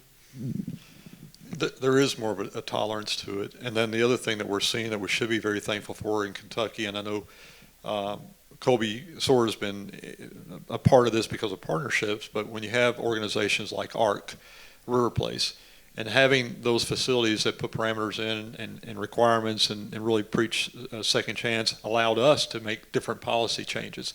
So, everybody's looking for skilled labor or unskilled labor at that point, depending upon what position you're looking for. So taking somebody out of a River Place in Pikeville and putting them in as an EVS worker just makes sense for second chance. But we've gone above that. It's not just those that are dealing with recovery of drug addictions in some sense, but it's also we've made exceptions for people who are pursuing their GED. That we can continue to help advance and find and pave a way, because it benefits the community, it benefits them as well. And there's some other things that we're all doing and looking differently than we did in years past. But I think organizations, well, I know, having a relationship with organizations like ARC are changing minds. It's opening opportunities. It's creating a pathway for second chance. And it's simply the right thing to do. Let's go back a little bit to the payer mix conversation that you guys started. So I guess, like, what's an ideal payer, like how does the payer mix here compare to other rural parts of the country? What's the ideal payer mix you're shooting for? And then how do you get there? I mean, I get that there's a need for and where I'm going with this, right, is What am I shooting for? 100% commercial. yeah, that's right. I get that. So, but to get more private insurance, right? You need more industry. You need more private employers. You need that type of growth. But where I'm coming back with this is, at the same time, though, does that just exacerbate the workforce challenges? So, on one hand, you guys need more commercial, insurance, more private insurers, more employment. But then, how do we, I guess, get not to worry about the problems of tomorrow, but then how do we prepare for the inevitable situation of then, if that happens, then it's the workforce challenges become even worse? I think on this hand, we all of us, work on workforce development, trying to bring other things into the community, knowing that we will have more folks, number one, and then more jobs, number two, and they'll all basically be insured, which is great too. We all working on this hand, on the case mix side of things, or the payer mix side of things. On this side of things, we work with the legislative board. How do we get the pay structure better? Because we think we can affect that greater. I have a better chance of affecting that than affecting this side of things. Only because this side of things is the long-term goal. We'll get there. We can bring more folks in. We'll get more business in. We'll get more things in. That's a more long-term stretch. That's a 4, 5, 6, 7, 8 year 10 plan. This legislative side, you work hard enough, you might get it this year. I mean, you'll at least get bites and bites and bites. Bad part is this long-term plan is truthfully a long-term plan, right? It takes longer to get it, but then it's here and it's going to stay, and you get it forever, or not forever, for a longer time. The legislative side, I'll get it, but I'm just going to get it this year. And then I got to fight again, get it next year. Kobe, the answer isn't easy. It really isn't, because it is difficult. So you bring up an interesting point, but if you look on top of bringing in new business, you also have to look at the out-migration. So we're losing population, right? Inflation has hit us. Our payer mix continues to go up, more Medicaid, Medicare driven. If you bring in new business, and we kind of had actually some of these discussions with local government recently in trying to develop, or looking at developing more retail sectors. So you lower the wage when you go into more retail, and you drain the workforce even more so when you go into more retail, even though everybody wants those services, which is needed to attract physicians and others into the market. So there isn't really a real good answer to this. It is long-term planning. It is making smart investments, but it's also stopping the hemorrhaging now. And that's what I think we need, from our perspective, we have to focus on, is that what can we do today? Because, it actually dawned on me earlier as we were talking about what the purpose of today's event is that we all know that there is needs, even in healthcare, that we want to expand upon. But almost on a given day, we have to decide where to shift those dollars, just because those dollars are not what people think they are. So if you look at, and we were discussing this earlier, there's a lot of services that people don't realize that we offer that are lost leaders. We lose money on them.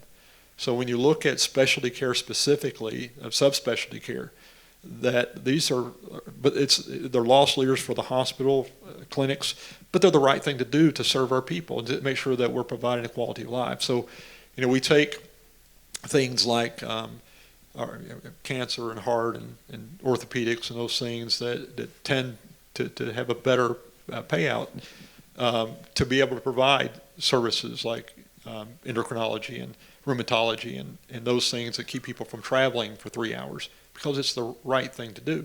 And the same thing is, and hospitals look at it and appreciate organizations like Barry's that do a phenomenal job, because the referral business is also very important to keep services so that patients can stay home, because that's part of the holistic healing process of being able to have support around you.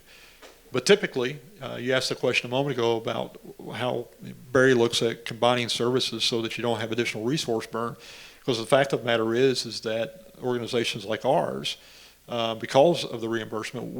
We put a clinic out somewhere because of the resource burn, it's automatically a huge loss to the hospital. So we rely upon FQHCs and organizations like Barry's that are in rural to form these relationships, to do a phenomenal job at what they do as well, providing that level of service. So again, this is I could give you a much longer answer, but it's a very, very complicated business to understand. And as far as reimbursement is concerned, we mimic the hospitals about 77, 78%, Medicaid, Medicare.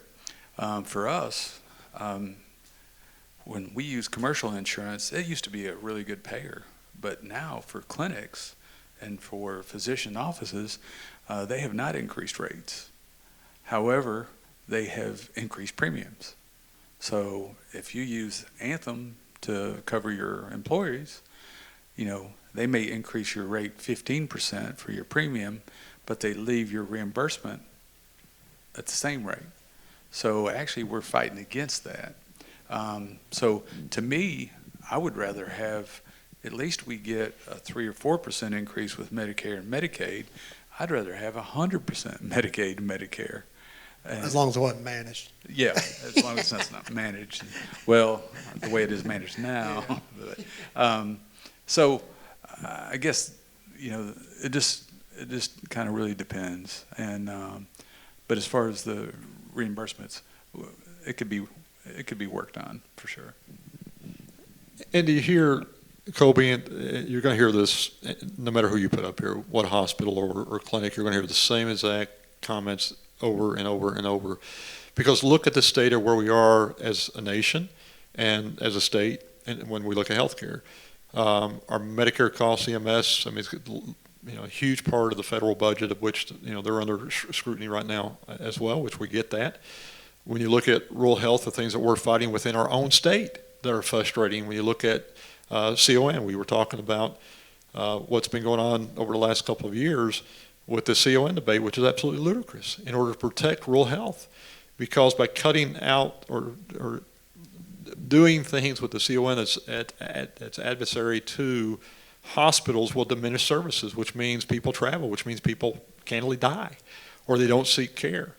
And then you throw on top of that what we're facing with inflation, with workforce crisis, and then heck, we'll look at even tort reform. The amount of, look at Kentucky, of what the millions of dollars, millions and millions and millions of dollars that are spent because of the malpractice insurance. I mean, these other states don't have to deal with. It's on top of trying to take care of the sickest of the sick and the poorest of the poor. So when I say it's a complicated business, it truly is a complicated business with what healthcare has came out of COVID that we're having to fight almost daily.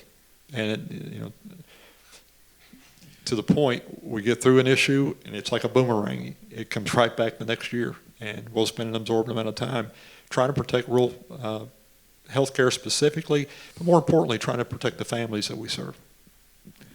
And also with the reimbursement, the percentage increases, that's not even touching the higher deductibles. Who has not been touched by higher deductibles over the last 4 or 5 years? I mean, when you look at that forces you as a patient to pay more for your health care.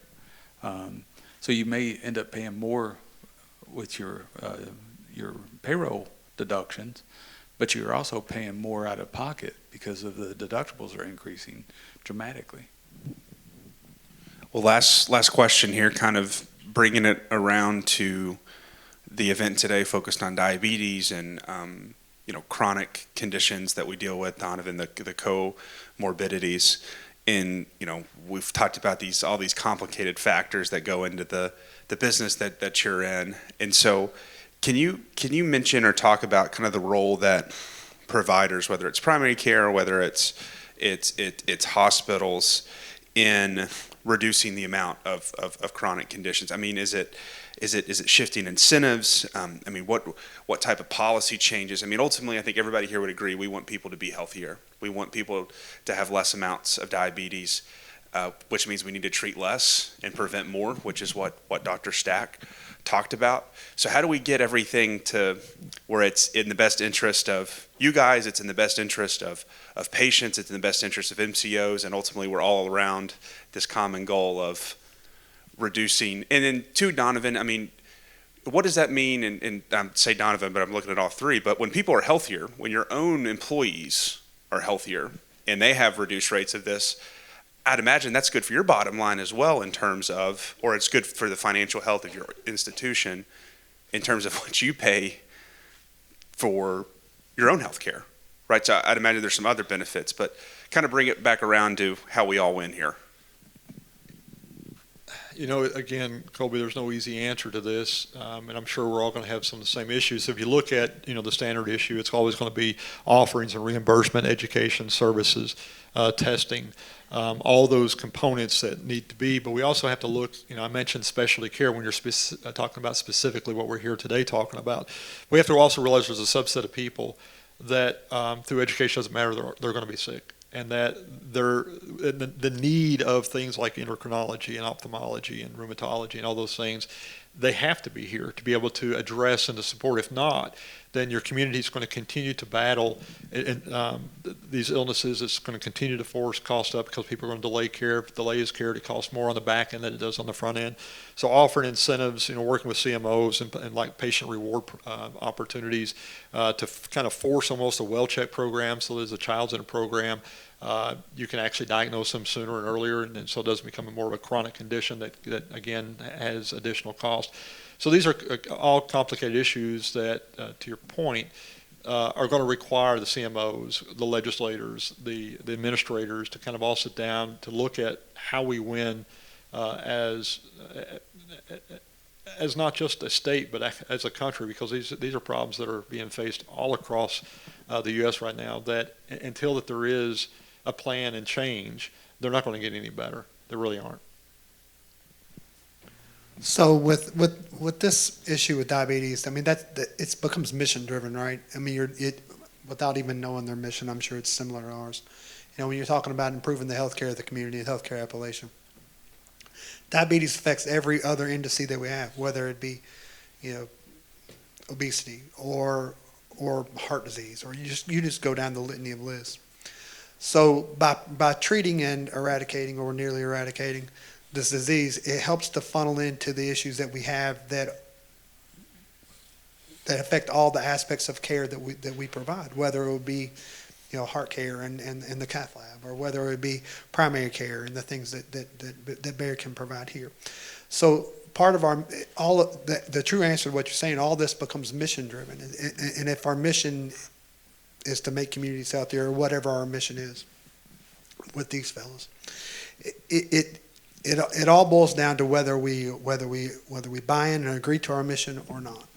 So when we do buy into agree to our mission, and we do these things like the symposiums, or we do these things like education efforts, or the things like Dr. Stack is talking about, preventative care and not treatment care. We all have to do these things, and when you hear these things at these symposiums, it's about whether you take this knowledge that you have and you keep it internal, or you take this knowledge you have and make it external. So all the things that you've learned today, if you take this out and you spread it, whether it's through your job or through your home life, that's where that starts to make a difference. We can only reach so many people. So we have to rely on everyone that's in here to reach those people, and then the people you're teaching to reach those people. Are we all going to become professionals in diabetes? No. Some of us are. Some of us are not. But we all can help spread the word and really help funnel those people to the people that do know. I think having available services and educating the patients and having the MCOs and the governmental agencies and the commercial insurance companies to be on board with, working together and not working against each other. And I know no profit, no margin, no mission. But in the same token, nobody can ignore the fact that insurance companies are making a lot more than healthcare organizations. If they could help us, invest more money into patient care, patient education, I think that would be a major win. And I know I'm going to get bashed for saying that, but it is true.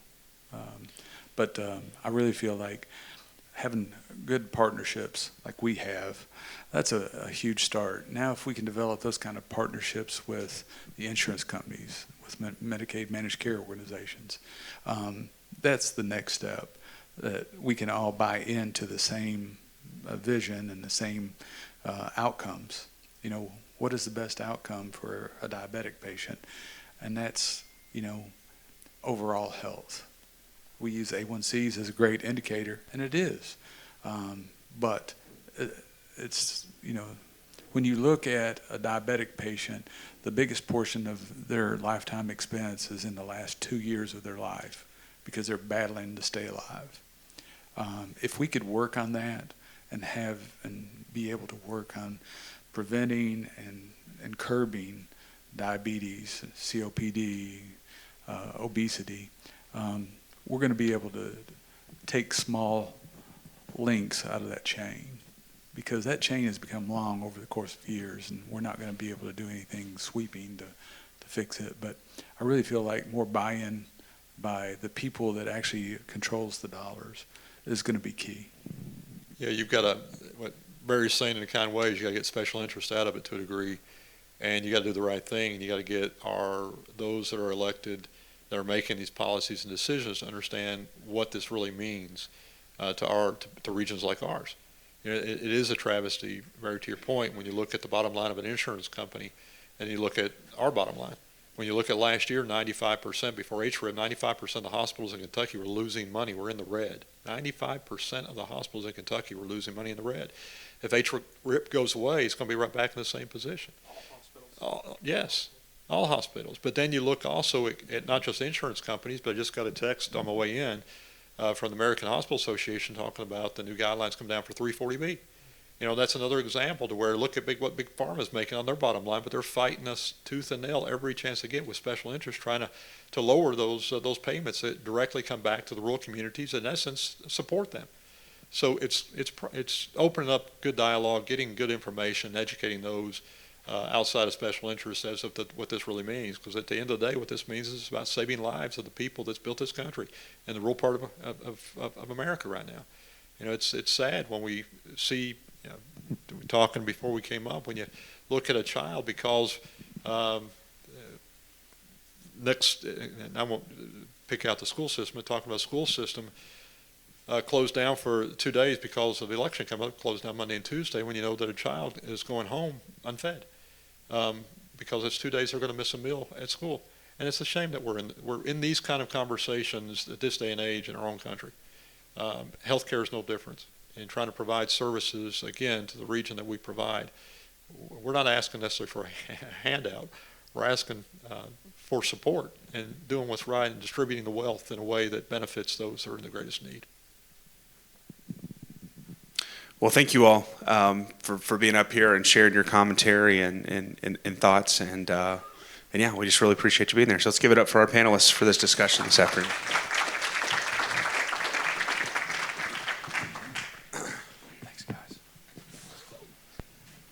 So we're going to go straight into our last panel for the day, and then Barry will bring you back up after to give closing remarks and finish us up. So I'm going to introduce the moderator for the next session, and then I'm going to have Dr. Jones handle introducing the rest of our patient panel, which we're super excited. We've talked from diabetes on a few different angles today, but ultimately, it's important to hear from the people that deal with this and what their experience has been. And I think that's a great way to keep this a very balanced conversation. So Dr. John Jones is a board-certified internist and the medical director of Primary Care Centers of Eastern Kentucky, Beacons of Hope, and the Mary E. Martin Diabetes Center of Excellence in Hazard, Kentucky. The Diabetes Center, which is an affiliate of the Barnstable Brown Diabetes Center, is the first non-hospital partnership with the University of Kentucky, which is focusing on comprehensive diabetes care and education. And so he is very well suited, very well ready to go to lead this panel today. So Dr. Jones, come on up to the stage.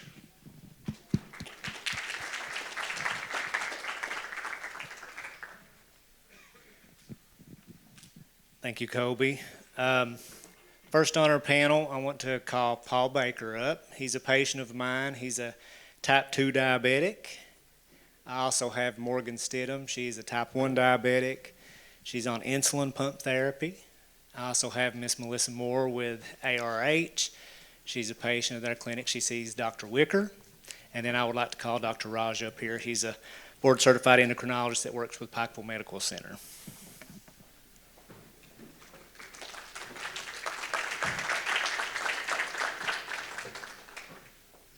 Okay. So this is just real informal, no pressure. So I had a couple questions and that I just wanted to ask, and this is really just to kind of help give you guys an idea of just to put a face to diabetes and, you know, what it means to be a diabetic and what they face on a daily basis. So I think I'll start with you, Paul, just try to go in order. I've worked with Paul a long time on his diabetes. We've been together a while. Does it work, Paul? Testing. Got it. So, Paul, you know, what has been the most difficult aspect of living with diabetes, whether that's emotional, financial, or related to your daily routine? And I know we've talked beforehand, and I've said before, I think it's financial, but I want you to hit on that and kind of give them an idea of what you have to go through with your diabetes care. Well, first of all, I'd like to thank you for everything you do for the diabetes in this area. And for me, on the day-to-day basis, and speaking on the financial part, is it's hard to understand why that our insurance companies can't provide us with the medicine that we need.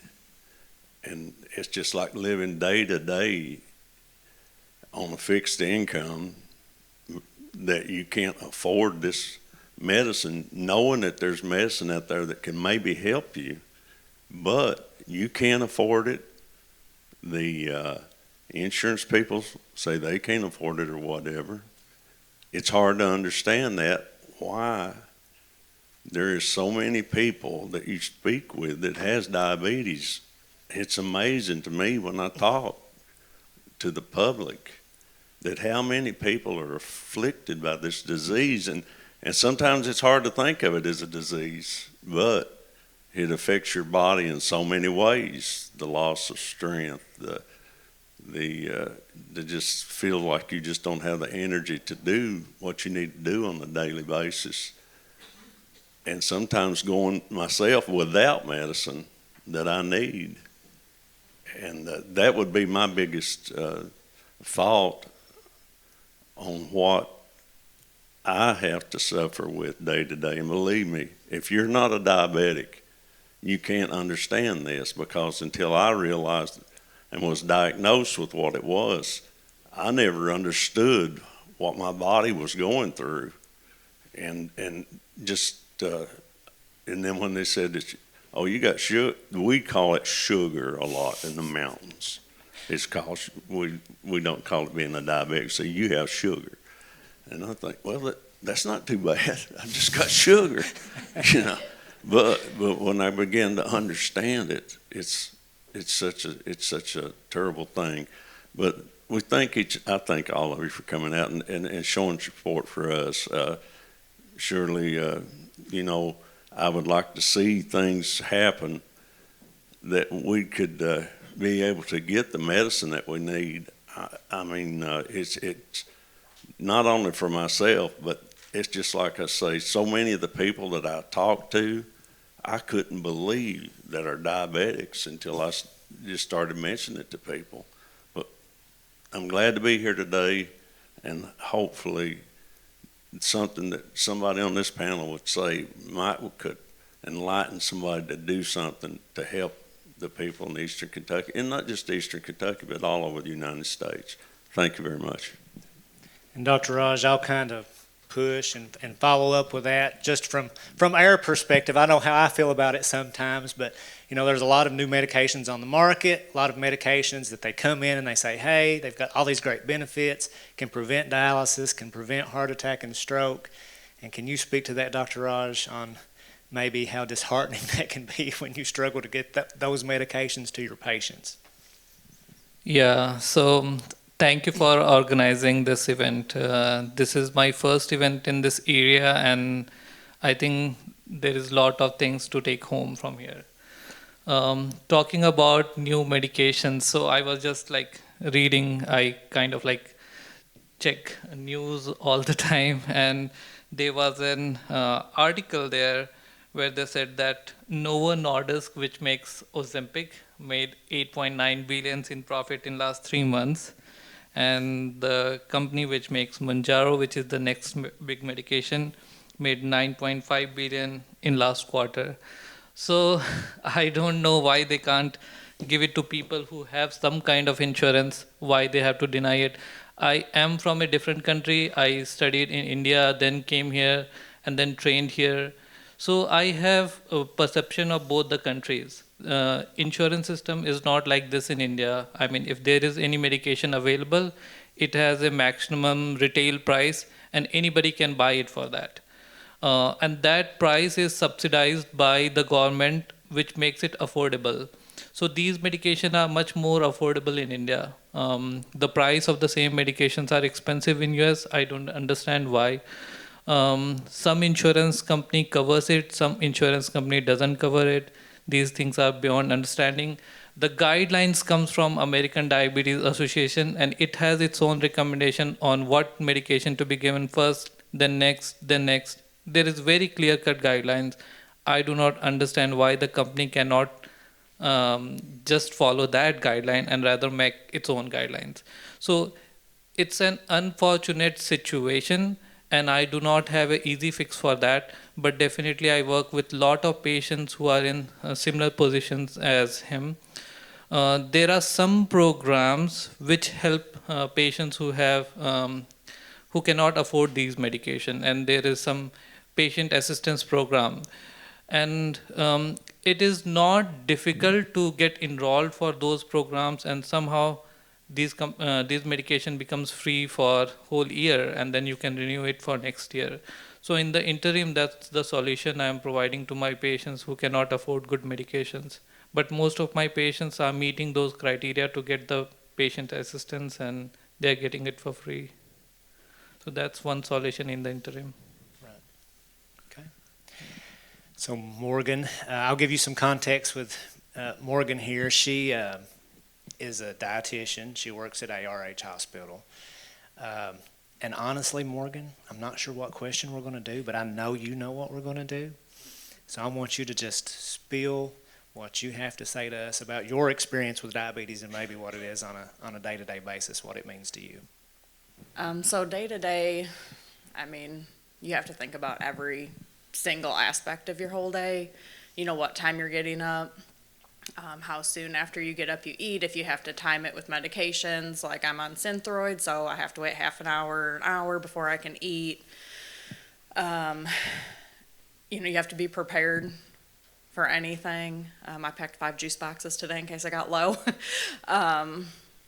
But it's a lot of stress that I don't think people realize. You have to plan, you know, every step of your day. If your schedule changes at all, you know, that can lower your blood sugar. Normally I eat at 11. Today we didn't eat till 12:15. So then there's the chance I get low in there.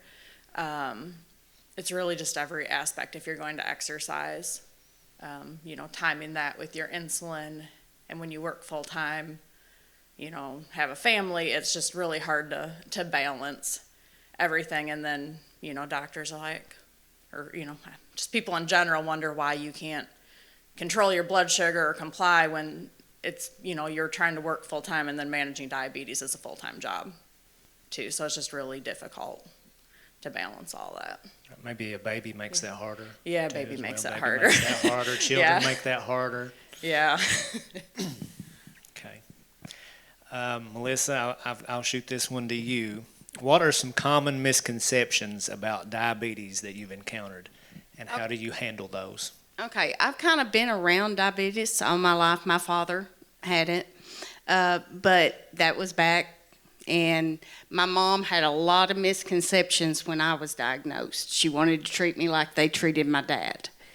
And, you know, there's been a lot of advancements since then.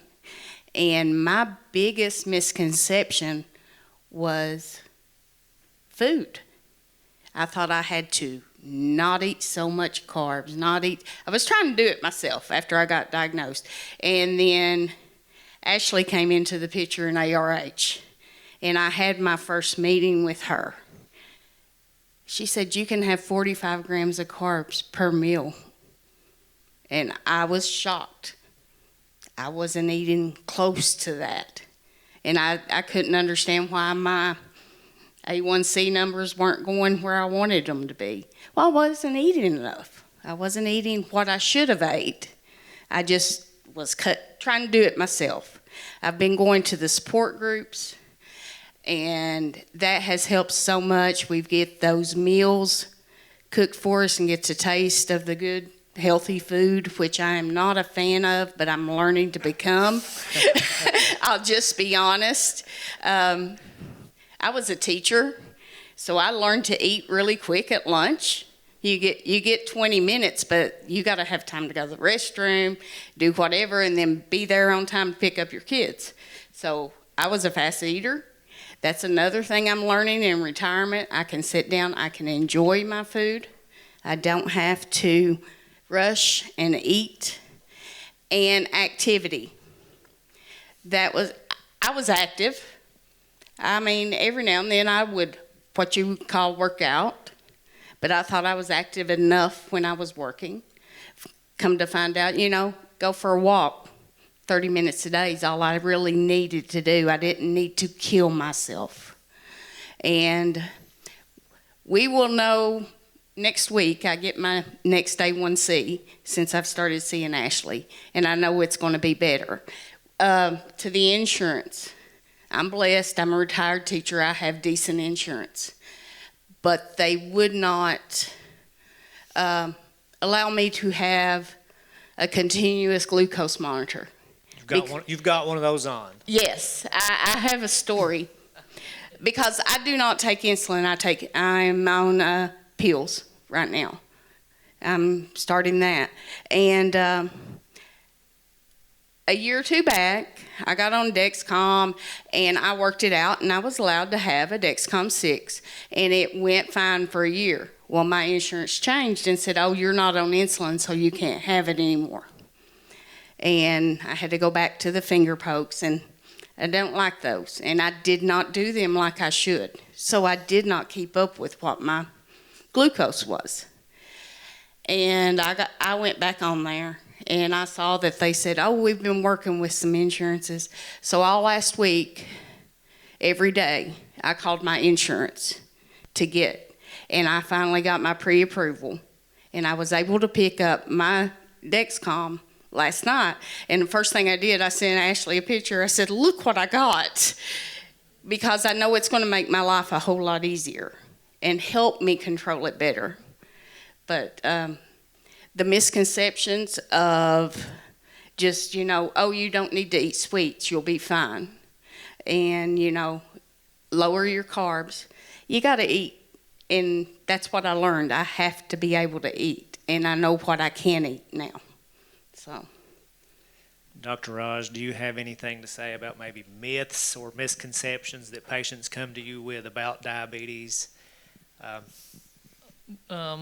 It's not a misconception, but oftentimes we tend to forget the most important thing for people with diabetes. I tend to say people with diabetes, or at least I try to say people with diabetes rather than patients with diabetes. It's just more human. Quality of life. Of all the things, we tend to forget quality of life. Hemoglobin A1C is a number. If it's 6.5, it's great. If it's 6.0, it's great. But if you are happy at 6.7, that's much better than anything other than having a better number. So what you can do to have a decent quality of life without being stressed all the time and having a good control of your diabetes as well. That is what I want. And I talk to my patients. Sometimes I turn into a preacher while talking. So I think I make a relationship with my patient and just bring them to where they are happy in their life. It's not always about number. We don't always want to live to 100 years. It's all about how we can be happy and die without any major problems and have a good control of our diabetes. Yeah. So I'll open this up to my three diabetics here, and you may not have an experience, but I want to ask the question. So could you share an experience where maybe you had a diabetic emergency or a critical situation, and can you kind of expand on how did you handle that, and did it teach you anything about managing your condition? And that may help us understand kind of the cost and what happens when you have some kind of emergency, whether it's a critical low or critical high. Does anybody have any experience with this? So this was shortly after I was diagnosed. So I was diagnosed when I was 12, and I was sick. I was throwing up, and we checked for ketones, which were positive. I was dehydrated. My parents took me into the emergency room, and the emergency room physician said since my blood sugar wasn't, like critically high, was fine, and sent me home when I was probably in DKA. And so it taught me you have to fight for yourself. I was young. I didn't understand. I was newly diagnosed. So my parents, they weren't as confident in their knowledge either. So even, like with medical professionals, you need to, and if you feel like you're sick, if you're not doing well, you need to stand up for yourself in those situations. Not everyone is an expert on diabetes. I mean, as an emergency room physician, they should have, checked me for ketones, which they did not do. So, that was kind of a lesson there when I was younger, that any critical situation, whether it's a high or low, make sure you get the help you need, because I didn't get it that day. Paul, you have something? Well, I can relate to what she's talking about a little bit. I remember when I first got diagnosed with this, I guess I have always depended on myself. I really never had a lot of confidence. I just have to say it in doctors and medicine. I had to come to learn to trust them. But I was trying to get a little exercise, as she was saying. Instead of using a riding lawnmower, I was pushing the lawnmower. And I got to the point, I was home by myself, and I almost panicked because I felt like I was going to pass out. I just got so weak, and I was just, my vision was blurring, and it was really a scary moment. Actually, I didn't go to the doctor. I just, like I say, I'm one of the ones that thinks, you're going to be okay. I probably should have had someone take me to the doctor, but I got inside and sat down for a while. But that was a very scary moment for me, and I'd had that happen a few times. But that, I guess, is when I really begin to see how real this is, and how dangerous it is with the risks of heart attacks and strokes. I mean, it's a very scary thought when you think about it, and it's something that needs to be taken seriously if you have this problem like I do. Melissa, did you have anything? Okay. So I think I've got one more question, and then if we have time, if somebody else has something burning in their mind, that feel free. I'll bring the microphone to you, and we'll ask the question. Something I'm going to open it up to everybody again. Is there any way that diabetes has impacted your relationships with your family or your friends? Like maybe an example where they seem to not understand you, or that you needed their support? The biggest problem I have with family is coming up here within the next 2 months. All the dinners that you go to, and they say, well, you can have a little bit, it won't hurt you. And, they say, we made this especially for you. And it's hard to say no. And that kind of causes a little yes. conflict with the families. It's a cultural issue, right? Mama and them are insulted if you don't take part in the in the feast. I want to add one thing. Like, we are going into the season, the holiday season, and I expect all my patients' diabetes control to worsen when they come and see me in January, February. And I'm perfectly okay with that. A little bit of uncontrol is okay. It's not end of the world. it's okay to enjoy life a little bit. What I tell each of my patients is that just to watch the portion going into dinners during the holidays. That's about it. I think it's okay to try and taste everything as much as you are watching the portion. Now, most of my patients are on insulin, and they most likely are also on continuous glucose monitors, and they are great tool to see if you are doing too much. You will know when sugar goes very high, and you will yourself, without anybody telling you, you will adapt, you will change your behavior. So I don't think much needs to be changed. It's okay to enjoy a little time. I've been pretty fortunate with like my close family, my husband, that they've all took time to educate themselves and listen to what I have to say about diabetes. So I'd say my relationships is more so with kind of like more distant family. Like, I don't know why my husband's family always wants to eat at like 2 p.m. and I like to eat at like 11. So like, family dinners, they'll like, sometimes my husband will be like, well, could we do, if they're discussing times, can we do it a little bit earlier for Morgan? I'm like, why can't she just eat a snack? It's not the same as eating a meal and, rearranging, where you have to rearrange your whole schedule.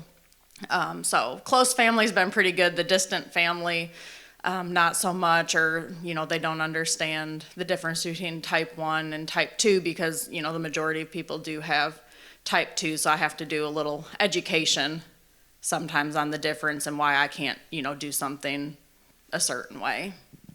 The good news is you can educate them on that because you're a dietitian. So I mean that makes a good point. I think it's something that I've not really thought about, but it's more than just about educating the patient. A lot of times you have to educate the people in their sphere of influence that are going to impact the decisions that you make every day, like Paul's mama here or her wife or whoever's pushing the food on him. Yeah, I'm sure they twisted real hard, Paul. I'm sure they twisted hard. So, and then I'll say something to Dr. Raj's point because I said this earlier, and I don't know if he took that from me. But yeah, pretty much in January and February, when I check those A1Cs, I kind of just go, I just kind of, this is what's going to happen because you can have somebody who's very well controlled. It could be sick, their A1C's sick, their blood sugar's perfect, and then I'll see in January and February, it's went up a point or two. And I don't necessarily go after that and make changes to their medications. And like clockwork, the next time when I get it in April, May, June, it's better. And so sometimes I think physicians take the risk if they're just looking at the numbers and not considering the whole person. And the fact that Halloween and Thanksgiving and Christmas all happened in rapid succession, that we may up their insulin or change their medications. And then the next thing you know, you're having hypoglycemic events, low blood sugars, and you're actually causing that patient some problems because they cheated a little bit in the holiday season. So that's something I try to look at every year, and I just say hold my nose and just ignore it if it's not too bad. Okay. Does anybody have any questions for anybody on the panel? Just raise your hand. It's okay if you do or don't. All right.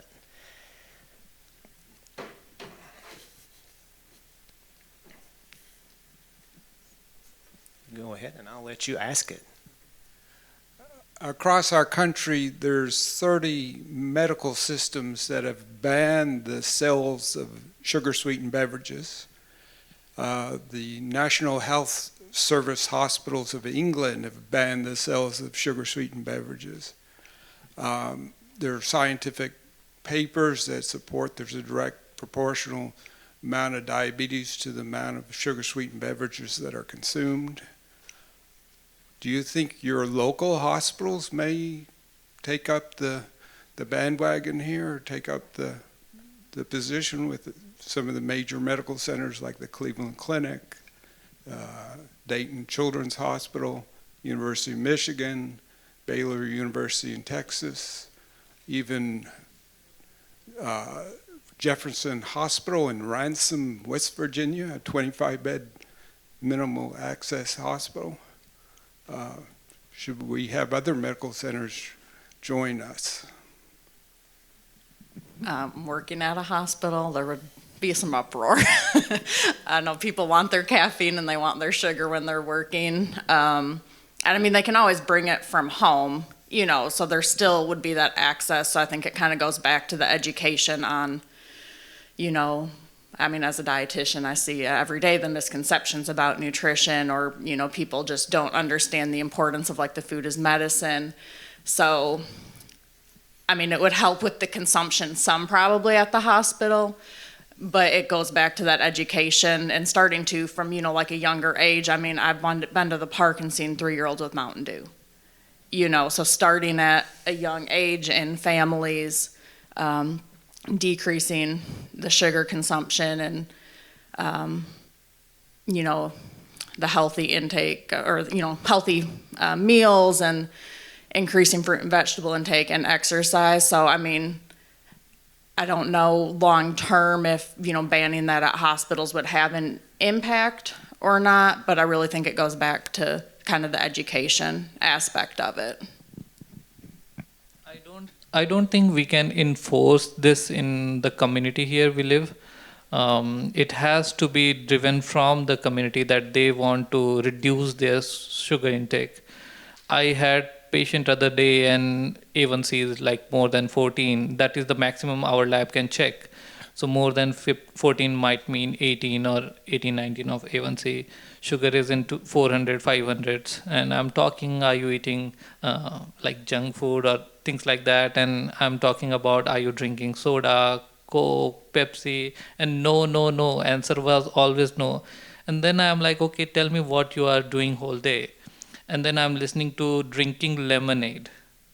So that, so like, unless I go into detail, I will never know what they are doing, and they don't realize lemonade is sweet and it has sugar. It is maybe equally dangerous for a diabetes patient for like who drinks soda, regular soda. So yeah, it has to like, literacy has to start like at community level, and then it can be enforced later. Yeah. I'd just like to say on that, sir, that there's so many misconceptions about drinks. Do we stop drinking milk? Do we stop drinking, like he said, lemonade? You can't really impose this on people. I have to agree with their dietitian here that people have to be educated and find out the true things about these drinks. On one hand, we hear, hey, it's better for you to drink a regular cola than it is a Diet Cola. And then they say, well, it's better to drink a Diet Cola than drink a regular cola. There's so many misconceptions about these things that myself, I don't understand, because you don't know who to believe. You know, it comes back to educating people, I think, before you start saying, hey, don't do this, because you tell someone around here he can't do it, he's probably going to do it. That's just the way we are. And the companies here and the like stores here, they sell all these things up front. Like, it's very hard to find something nutritious and easy to find something which is not like good for health.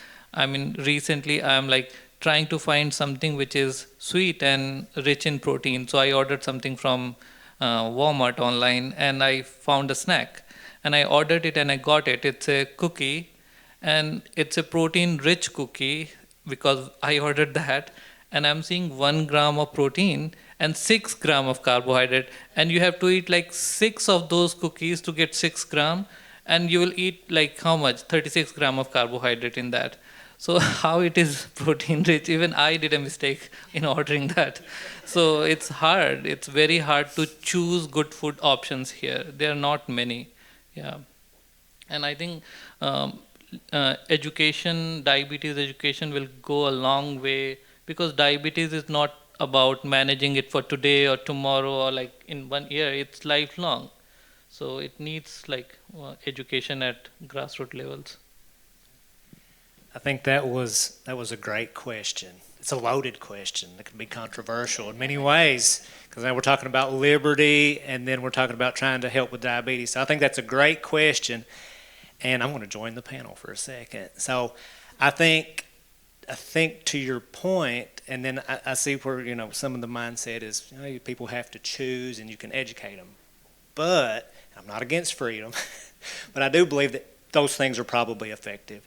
I don't know if they've done studies necessarily to show how that impacted those health populations in the hospital, but I would bet it would be positive. So it's a human psychology thing, and if you've read any books on habits, Atomic Habits is one, it's just as simple as changing the environment to change people's behavior. So yes, they need education, but I guess I can get extreme here. If you have a patient who is addicted to drugs and the drugs are on the table and I educate them why they shouldn't do it, it does not make them not do it. So those measures I would say are probably effective. It's going to take education, but it takes an environmental change to build habits. If you want somebody to work out every day, if you've got your clothes laid out to work out before you get up and it's there and you made it easy, you're more likely to do it. If there's water instead of a sugary drink, lemonade, what choice do they have but to choose it, and then they build the habit. So as somebody who's studied a lot of psychology and building habits, I think that's where they're going with that, and I think that probably is very helpful to change the environment. And even though, yes, it's a free country, it's their hospital and they can run it how they want. They can make it smoke-free, they can make it sugar-free. So I see to that point. And so you have put some pressure on some people today, my friend. I think we're close to closing. Any other questions? We have one from... One thing, as a practitioner, you have to take, I had the opportunity to take patients shopping and make them look at the labels. Yep. Then the other thing that I was so surprised is chewing tobacco, that I never realized how much sugar was in chewing tobacco. I guess it would be hard just to chew a tobacco leaf, but I had my patients open up that little pouch, put their hand in there, and feel how sticky it was. Because that doesn't have any content of sugar on the package. Right. Yeah, I agree. Looking at packages and learning total sugars, carbohydrates, sugar-free. I tell patients is a trick all the time that they use sometimes on our diabetics. They say it's sugar-free, but it is loaded with carbs. They're just not pure sugars. So that's a good point. Any other questions, comments? Oh, I have one back here. You're going to make me run to you? I'm doing it. I'm coming, Nicole. We'll do it.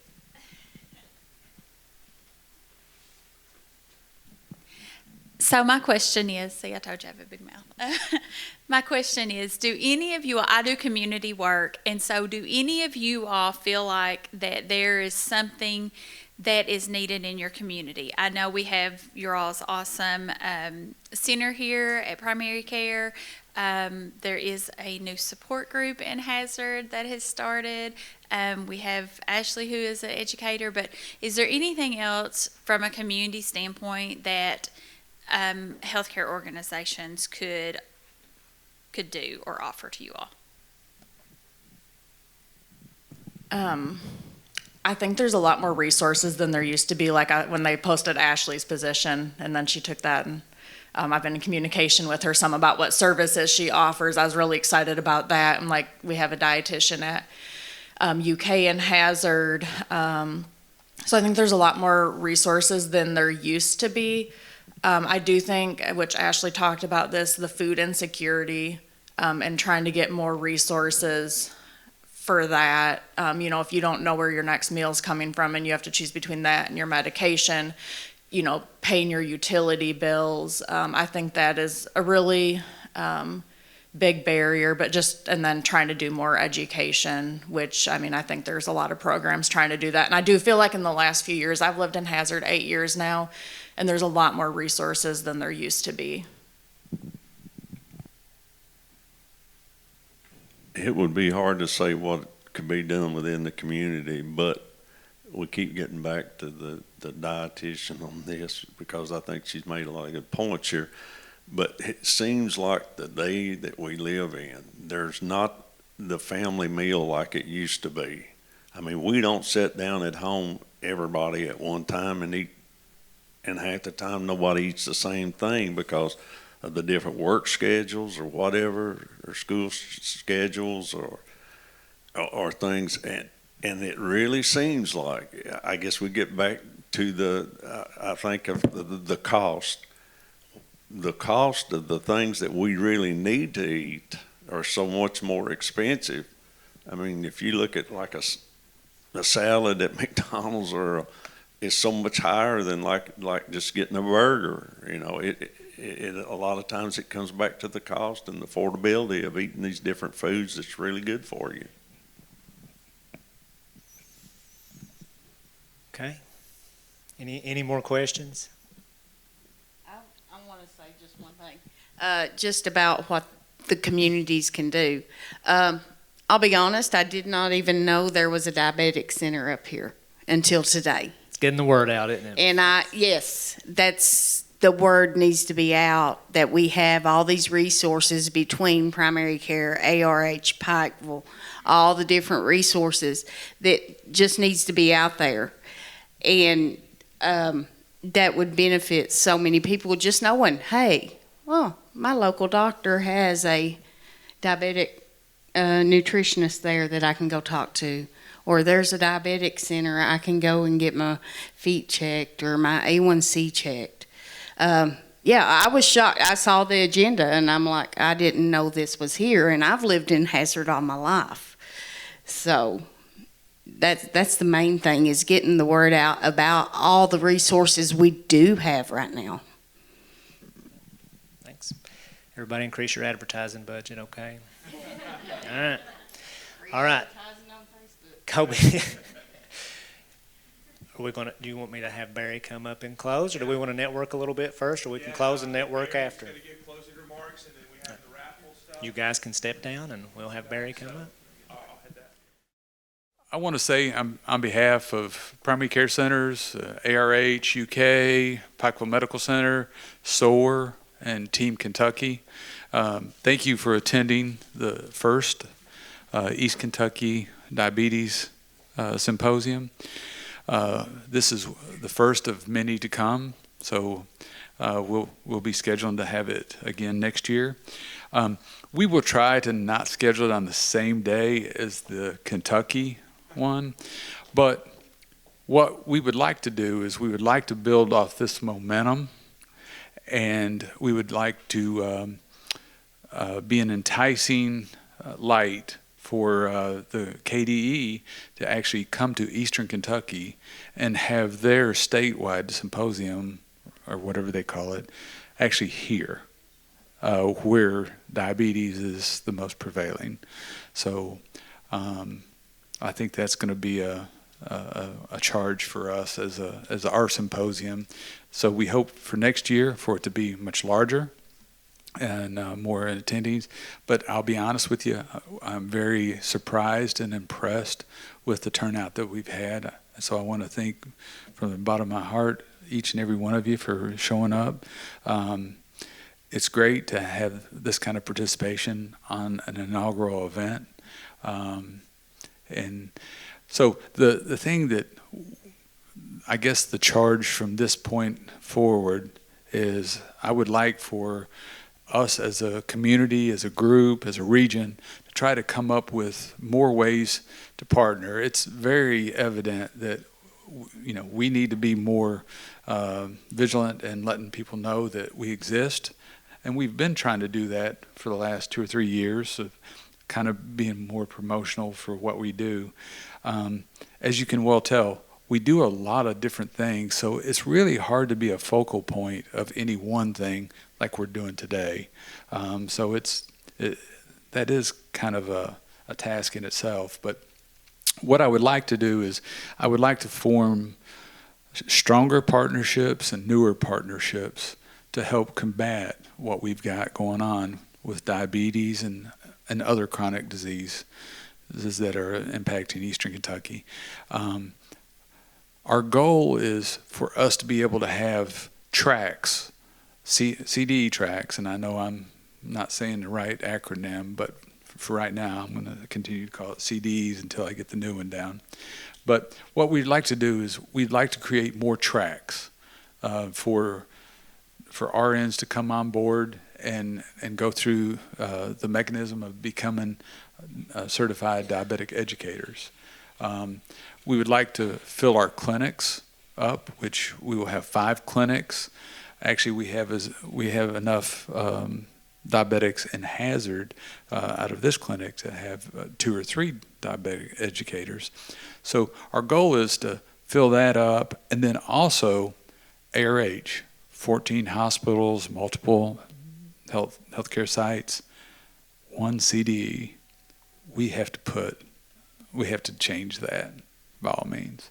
So I guess that in the end result of this symposium, that is what I'm wanting to see. Is I want to see us become more aggressive with being able to offer those kind of services. So once again, thank you, Colby, to you and your staff. You've been great to work with, and we appreciate it.